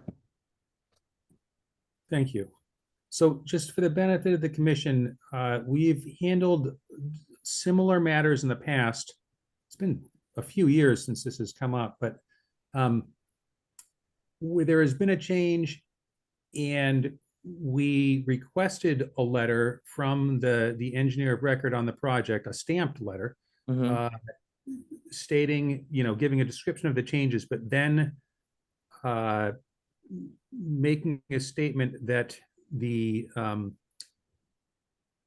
well, in this case, that the post-condition stormwater flows will remain the same or be decreased, as a result of these changes, effectively ensuring us that there would be no change in impact to any resource area on the site. And that gave us the comfort that we needed in those instances to issue an administrative change. We have had instances in the past where we were simply just not comfortable, and we felt that the change in plan would actually cause a change in impact to resource areas, and we required a full amended notice of intent. Absolutely, and that's a fair thing to ask for, and and if that's true, our engineer would be happy to provide it. Okay, so it appears at first glance that the change in stormwater flows won't change in any substantive way, possibly not in any way at all. And moving, the structure back from the wetland, moving the subsurface detention back from the wetland, I think are positive changes generally. But I'm very curious what other commissioners think. And just one last thing. So what we're talking about is, an administrative change is something we can, a simple vote at a meeting allows us to make this administrative change. If the commission feels that much more detail is needed, we can request that an amended notice of intent be filed, all of the notice of intent documentation be updated to reflect any of these changes, including changes in the drainage report, if the commission feels that that's necessary. So with that, how do folks feel about this? I have one quick question on the plan. There's a note where the building behind where the new building is proposed, that the pavement's going to be removed. So will that actually improve the impervious? Yes, and I'm sorry I didn't mention it because I'm not sure if that was the case. And now that you say that, you're right. That wasn't there in the 2023 version of this plan. We will be moving impervious area and adding grassy paver, so there will be the area will be improved in that regard. Okay. I'm sorry, just to clarify, there will be a net decrease in impervious? Yes, there will. I apologize. Yes, I thought that the grassy pavers were included in the 2023 version, but it just came to me that we actually just included them in our most recent set of plans. Yeah, and when I say recent, about a year ago. Yeah, Okay. the building went right up to the edge of the parking lot previously, so there was no Okay. room for that. And it looks like half the building or more is now outside of the buffer zone, where previously it had been almost entirely within it. So I think that's goodness too for me, but yeah. Thank you, Kevin. So George, I would ask that in the engineer's letter, if we go that route, that a statement is also made that there will be a net decrease in impervious area of, X square feet. Yes, not a problem. Of course, if that's true, and it is. Yeah, no, of course. Yeah. No, our big fear always is in taking actions like this, folks in the future looking back, well, why'd you do it for them and not for us? So all these mitigative facts we want to capture in the documentation supporting an administrative change. Absolutely. So Jenna, Liz, any questions, comments, additions? Okay, it's not a public hearing, but nonetheless, if there's anyone here from the public this evening who wishes to ask a question or make a comment, please use the raise hand function and we'll promote you right up. Okay, it looks like there isn't. So if we are generally comfortable with making an administrative change, I wouldn't feel comfortable conducting the vote in the absence of a letter. But I would feel comfortable sort of giving marching orders. We've talked about what the contents of the letter might be, and I think it would be a pretty straightforward matter at our next hearing on the 10th of July, with the letter in hand to make the administrative change. Excellent. I'm not sure if that was directed towards me, but that sounds good. Perfect. Yeah. So yeah, again, I don't think we're in a position to actually take the vote tonight. I don't want to condition it on a letter that we haven't seen yet, just not comfortable with that.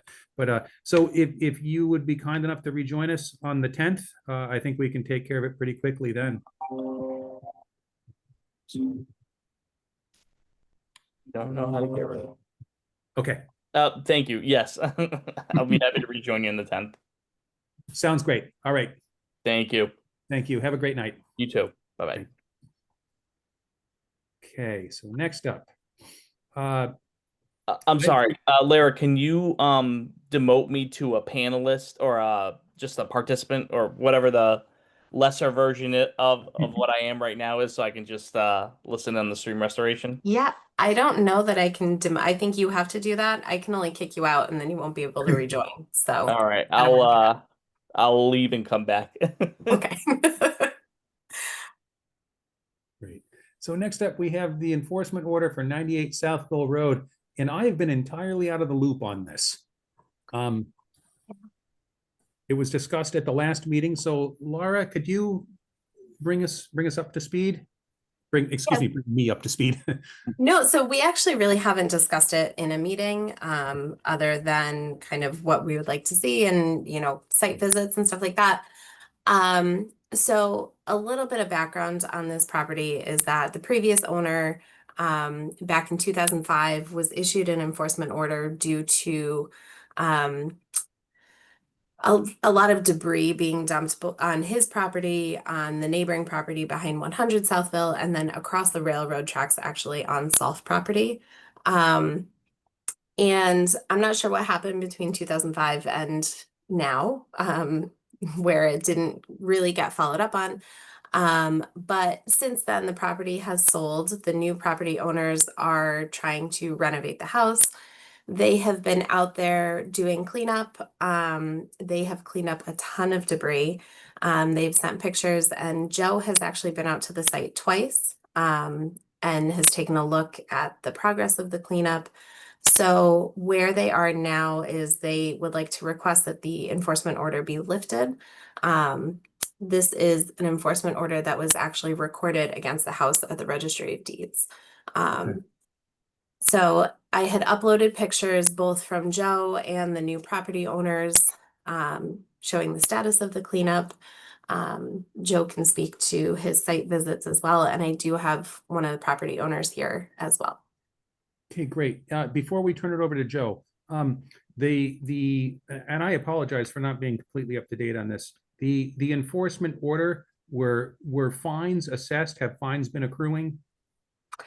I don't know anything about fines. I have not If heard they are, anything it's, about the it. only reason I ask is if they are, obviously, if somebody is now in compliance, I would strongly recommend, that I suspect we would, waive the fines. I just want to make sure if we need to do that, we don't miss the opportunity to do it. That's all. Yeah, let me pull up the actual language of the enforcement order. But I have not been aware of any fines Okay. to date. I see a hand up, presumably from the property owner, and I promise you, we will get to you. Before that point, we're gonna keep sort of the conversation internal to the commission, and hear from our consultant, and then I promise I will be calling on you, Zachary, or Zachary's iPhone. So Joe, you've been to the site? Been out there a couple of times, back in late April and mid-May was the last time I was out. Much improved when I was out in mid-May, huge improvements in the amount of debris that had been picked up. I only saw a couple of items remaining on the far side of the tracks. One being a metal signpost and the other being an apparent cast iron sides for a bench that were down at the toe of the slope. I told the workers at the time, they asked how it looked, and I told them, it looked much better, and that I saw a couple of items down there, which I think they were going to go pick up, but I don't know if they did or not. But that was the last time I was there. So as of a little over a month ago, it was looking much better, and there were only a few things remaining that I saw at the time that could be picked up. Oh, great, great. Thank you very much. Before I call on Zachary, questions, comments, concerns from the commission? Okay. So Zachary, we would love to promote you up and chat with you. I have Zachary and Artem are both here, and then I also have Eileen from Self is here as well. Oh, perfect. Yeah, let's get everybody involved. Let me bring Eileen over. Great. Okay, so the first hand up was from Zachary. I'd like to take folks in order if I can. Yeah, absolutely. Good evening. Good evening. Thank you so much for having us on tonight. Yeah, so I just wanted to attest to the fact that I don't believe that there is any fining associated with the the kind of the lien on the property. But I do know that we're just looking to ensure that we're in good standing moving forward. Our GC has gone through the process of cleaning up the entire exterior of the property. I know that the gentleman Joe had noted that he had come down to the property. He made us aware of a few other items. We then corresponded by providing complementing photos to support that those items had been removed. And then in addition to that, just in terms of like our expressing our sort of commitment to rectifying a lot of the ill will that is associated with this property. We met with the historical committee. We're going through the historical board for the renovation process. We've gone through and dormered the roof, and going through that with the building inspector. The rough electrical and rough plumbing is being put in. We are working on preserving and improving, rebuilding the foundation of the building. Like there's a lot of work that's being done on site. And so our main reason for attending this meeting is just to kind of convey that we're taking swift action to trying to bring this property back to its, to optimization, and that, we know that part of that commitment is ensuring that the exterior of the property and the adjacent land is, kept up to the standard that is desired in the community, and that we, are looking to, put this in the past.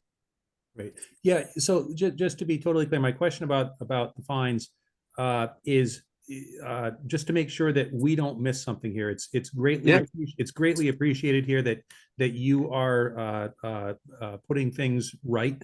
And if fines had been assessed in the past, it would be important for us to take a separate vote to waive those fines. And it's been our longstanding practice that in the very rare cases where fines have been threatened or assessed, that's only done until compliance is achieved, and once compliance is achieved, the fines get waived.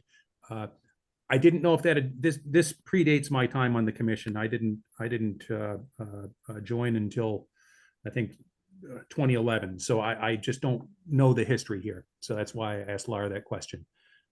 I'm thrilled to see that that you folks have dove in and are clearing up all the concerns that the commission had back in 2005, and I think we can help you sort of remove the cloud from the title here pretty quickly. It sounds like, my guess is there may be one last inspection, one last site visit by Joe, just to verify that those last couple of pieces of the puzzle have been taken care of. And with that, I think we would be in a position to lift the enforcement order. Okay, and how do we go about obtaining just proof of that upon the site visit?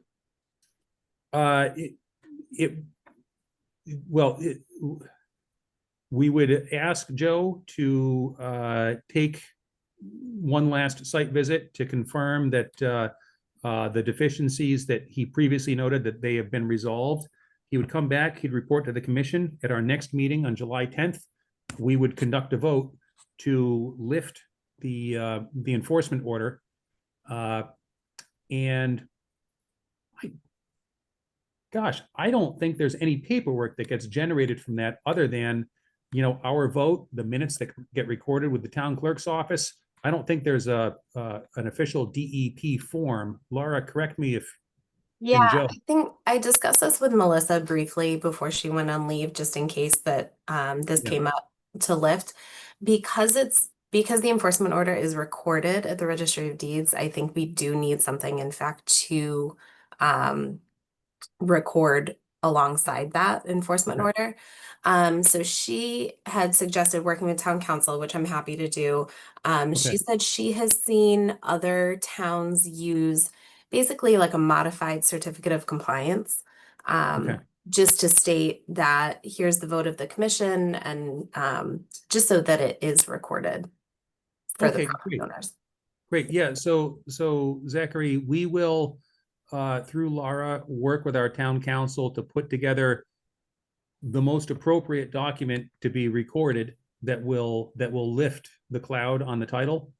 And we will endeavor to have that prepared and ready for action on the 10th, the date of our next meeting. Great. That sounds great. Yeah. So all this is contingent on Joe being able to conduct a site visit to verify that his last concerns, in not just his concerns, but the requirements of the enforcement order have been met.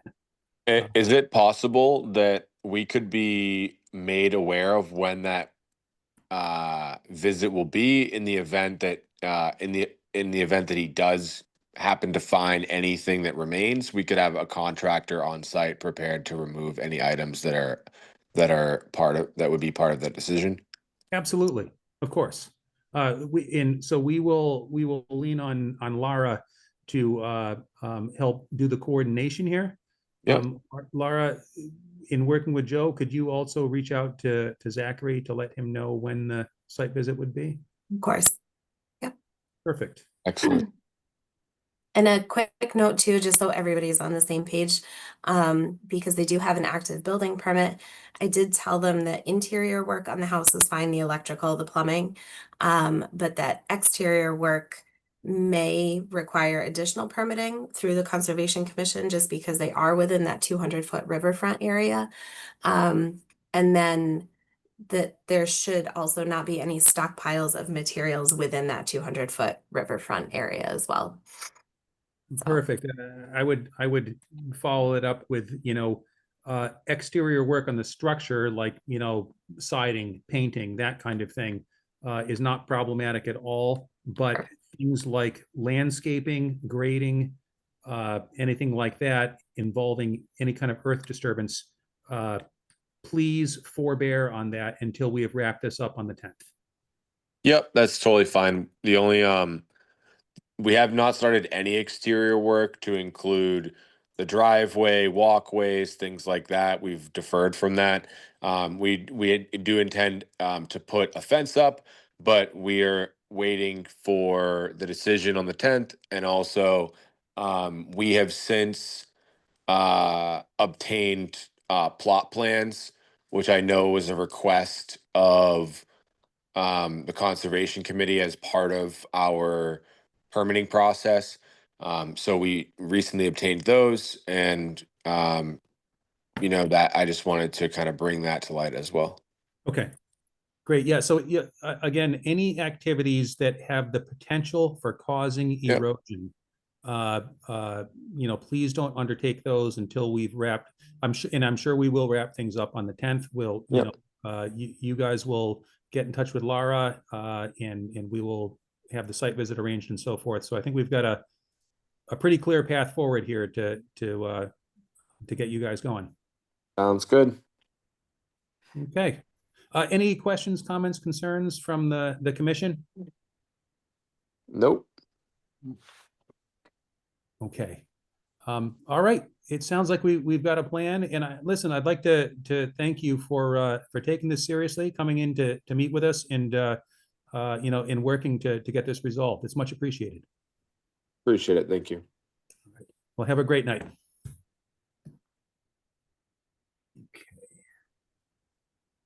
Okay. Next up. Certificate of Compliance. 17 Redgate Lane. Wait, I have my hand raised. Oh, my apologies. I didn't see the hand up. I'm so sorry. Ms. Sandberg, please. Oh, I just wanted to speak on behalf of the South Broken Land Foundation for our River Reserve property, which is the south side of the railroad tracks. As you know, this has been a problem since 2005, and we're very appreciative of the new owner doing this cleanup. It's quite hard for us to get in there. As you know, it usually involves walking along the train tracks, which is not the safest thing, since it really has no access other than the tracks or from an owner on Southville Road by getting permission to walk across. I just want to make sure everyone is aware that, and you probably all are, that there's a conservation restriction on that property, which is one of the aspects why it was so important to get this cleaned up, and that the Sudbury Valley Trustees, which owns the conservation restriction, which holds the conservation restriction, typically does do a visit once a year. And last year they did it in November, or October rather, and they'll probably be coming by in October or November of this year also. Fantastic. And there's every expectation when they come through this year, they will be able to report back that there is no ongoing violation of the CR. That's great. And in fact, I've actually notified them that I've been talking to Laura and Lara. Yeah. Lara. I just want to pronounce it right. And because we've only talked by email. Sure. So I'm again very appreciative. We were actually going to try and get in there and clean it up ourselves, and now we don't have to. So that's great. Fantastic. Thank you very much. And I'm sorry, I didn't mean to ignore you. I missed the hand up. That's okay. I actually was hoping the owner Zachary, his last name didn't show, to thank him for the cleanup work. So you can pass that along to him the next time you meet with him. Great, will do. And that's it. Now I have the same question someone else had. I actually want to listen to some more things on the agenda. How do I undo myself as a panelist? I would recommend doing the same thing as Mr. Bannon and just hanging out right where you are. Oh, okay. No harm in it. Yeah, All right. great. Thank you. Okay. There we go. So next up, certificate of compliance, 17 Redgate Lane. It's been inspected by two of us now, by Joe and by myself. Sorry. I stopped by today. And so this was a septic system put in pursuant to an order of conditions 17 years ago. And the septic system is in place. There are no erosion causing conditions present on the site. There have been some changes that have crept up over the course of the past 17 years. But I don't think anything out of the ordinary for really any, the yard of anybody, over the course of 17 years. I looked along for the usual suspects, piles of yard waste and debris and so forth. Saw nothing like that. There was some changes, made within the yard itself, but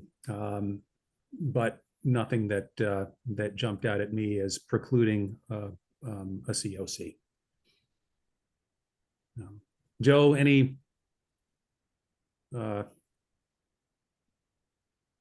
observations that? Well, just a couple that I could mention. There was an order. One of the conditions in the order of conditions was that there were some yard waste piles that were to be removed near wetland flags 2 and 3, which I did look at those. I didn't see anything by flags 2 and 3, but I did see a pile by flags 4 and 5, actually, right down next to the wetland. A fairly large pile of brush, leaves, and grass clippings within about 20 feet of the wetlands. Okay, so standing in the back of the house, to the right side, to the left side? I'm just trying to figure where it was. Yeah, I'm just trying. It would be more or less if you're standing on the septic system, looking straight back into the woods from the middle of the septic system. Oh, okay. And I think like you had mentioned, there have been some changes in the yard over the years. The as-built certainly covers the septic system location. It doesn't show the existing conditions of the buffer zone with the changes in the tree line as a result of the septic system, or the kind of the landscaping area on the north side, south side. I'll get my plan right here. On the south side of the landscaping of the septic system. So for the commission to discuss whether or not they feel it's required for the as-built to reflect the all the existing conditions within the buffer zone, or just the septic system location. And that was pretty much it for my comments. Thank you. So I didn't go into the woods, and apparently I missed the so it was like solidly in the woods. It must have been. It's in the woods. It's right down next to the wetland. Okay. Yeah. Okay. So that is something that our past practice is piles of yard waste, within the resource area. That's sort of a no-go for us. So my recommendation there would be simply ask them to get that removed. Luckily, we have our next meeting is coming up pretty quickly here. And I think that would position us to get them their certificate of completion. The other changes in the yard are my thought on that is they're sort of in line with the changes that we just sort of see in properties as time goes by. Again, they weren't it's sort of in an area not addressed by the NOI plan nor the as-built, but sort of off to the side of the property. So anyhow, I didn't feel any great concern with that.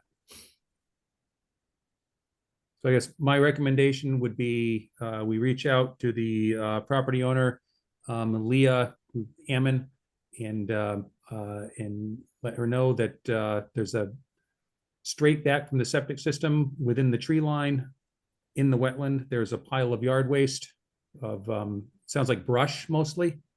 It's a mix, brush and grass clippings. Oh, okay. It just needs to be taken out.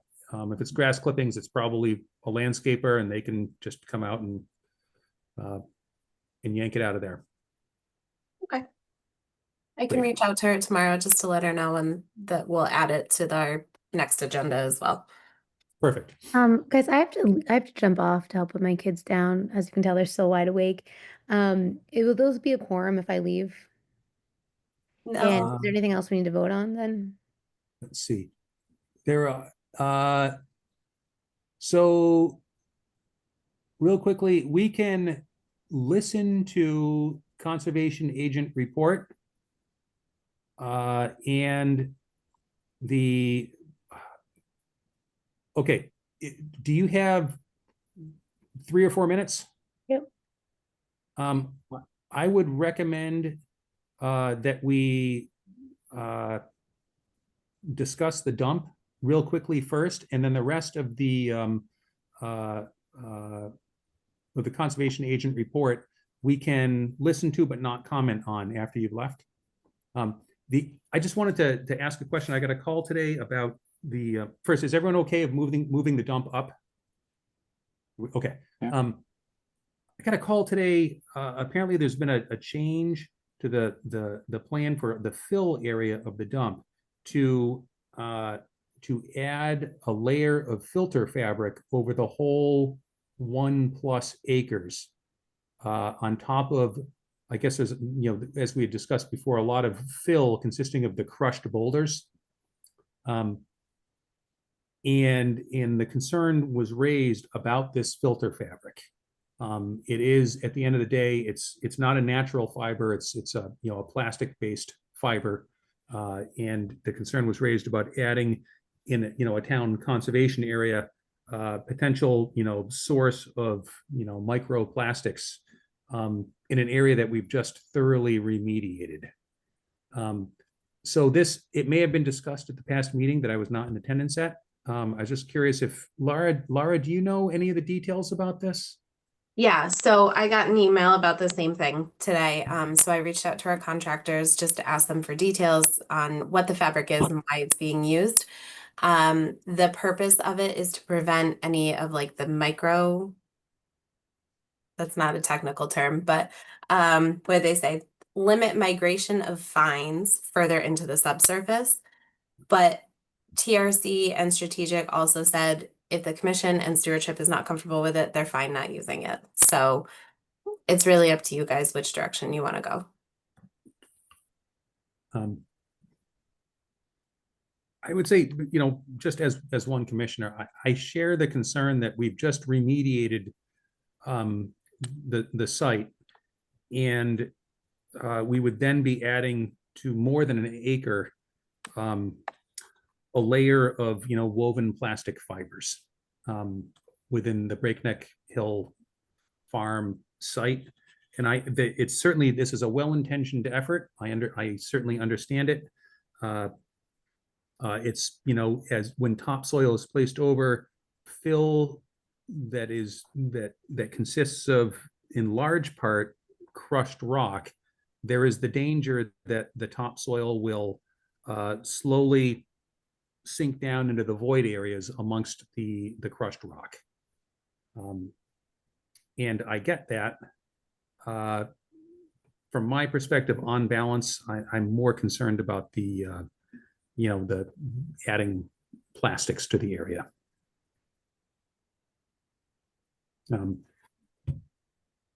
So I'm very curious how others feel about it and what your thoughts are. Yeah, if it was critical for the project to succeed for some reason, but if the contractor said they're fine not using it, then that would be my preference. I would agree with that too.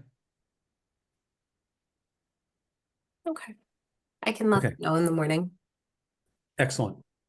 And Liz, thank you so much for sticking around for a couple of minutes. Sorry, guys. I know. I feel like it's been like, gotta go. Can I ask, can I ask one more question before you go? Yep. I'm so sorry. The only thing I need an answer on is 250 Turnpike, the stream restoration plan. Do we want, so they've submitted the stream restoration plan, but as far as the permitting path, do you guys want to have them go through that like under an enforcement order, or would you rather have them just submit a notice of intent to do the work? What's their preference? I don't know. George, do you have a preference? I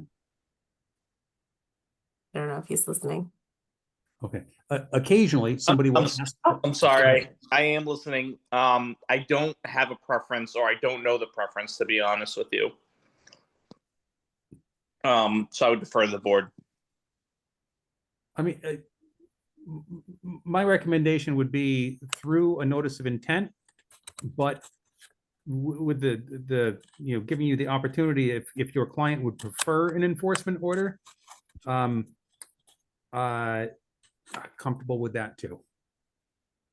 If you wanted to get in touch, say in the next couple of days, and say we'd rather do an enforcement order, there's, I'm fine with it from my perspective. It really, either way will ensure to the commission that the work gets done.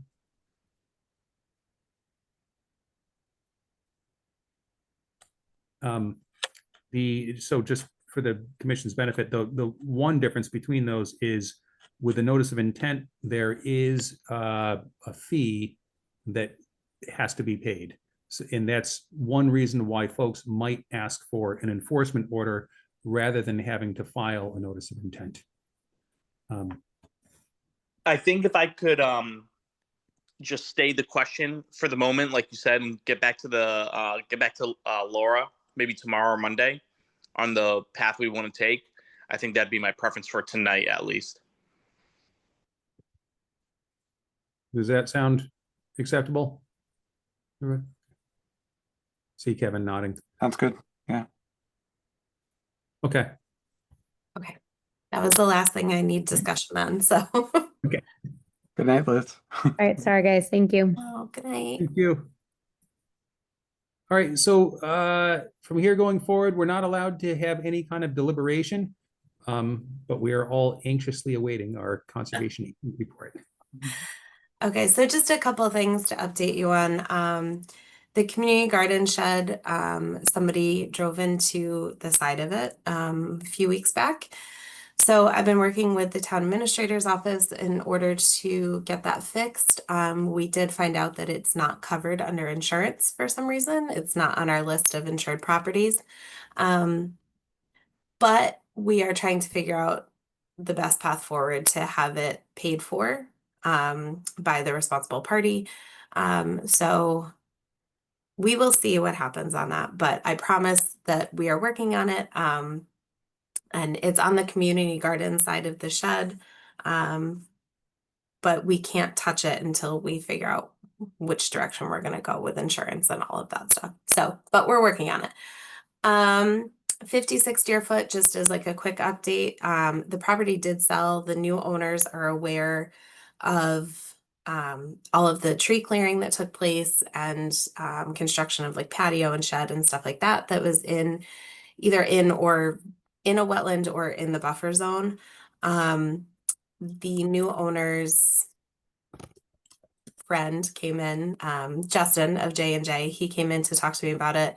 And he said that the new owners are aware of everything and they are putting together something to bring in front of the commission just to address all of that and see what needs to happen as far as mitigation. 250 Turnpike, the John Palmer is an abutter. He had sent a letter to both the ZBA and Conservation regarding some stormwater concerns for the proposed 40B project. He had originally requested that somebody from the commission attend the ZBA meeting last week. That was when our meeting was scheduled for the 12th, so we're a little bit behind on that. But I just wanted to let you guys know that as far as status of that project, they are in the process of revising their plans to incorporate peer review comments from Lucas Environmental, some things that they need to address that came out as a result of the vernal pool migration study, and then also to address all the civil site and stormwater issues. Part of that is a determination on whether they need a 50-foot or 100-foot setback for their septic system. So the ball is in the applicant's court right now, but they are working on stuff like that. So I will keep you guys informed about that. I think they are also getting ready to submit a notice of intent for that project as well, in the coming months, maybe. So I'll keep you updated in case the commission wants to submit comments to the ZBA on that. We're not meeting again on it until July 16th. 90 Deerfoot, Justin DePietri reached out 2 weeks ago about the monitoring report. So he is working on it. According to our conditions, the report was due June 1st. So I just wanted to make you aware that he's aware, he's working on it. But if you guys have a feeling about the deadline, then we can discuss maybe at our next meeting if we don't have it by then. And then 84 Main Street, they submitted an as-built plan. And I was going to get started on the COC, but that is the only thing they have submitted for the COC. So I reached out, I emailed John Deli Priscoli asking for the rest of the COC request documents, and I haven't heard anything yet. But hopefully I'll have an update for you at the last meeting or the next meeting. Other than that, I think we're good. Melissa will be back in just over a week. So I'll have to give her a warm welcome at our next meeting. She'll be 3 days back into it. So she might be a little shell-shocked. But that's all I've got for you. Great. Thank you so much, Laura. Yeah. While we don't have a quorum for deciding on several issues, we can conduct a vote to close the public hearing. All I need is a motion. I'll let Jenna do it because I've been doing it all today. Thank you. So moved. Thank you, Jenna. In a second. Thank you. Right. Oh, my order is all screwed up. Farrington, Yes. Barbary Glavsky, Yes. and Smith. Yes. All right. Thank you, guys. Well, thank you, everybody. Thank you, you. Laura. We'll see you in 2 weeks. Have a Good great night, night. everyone. All right. Good night.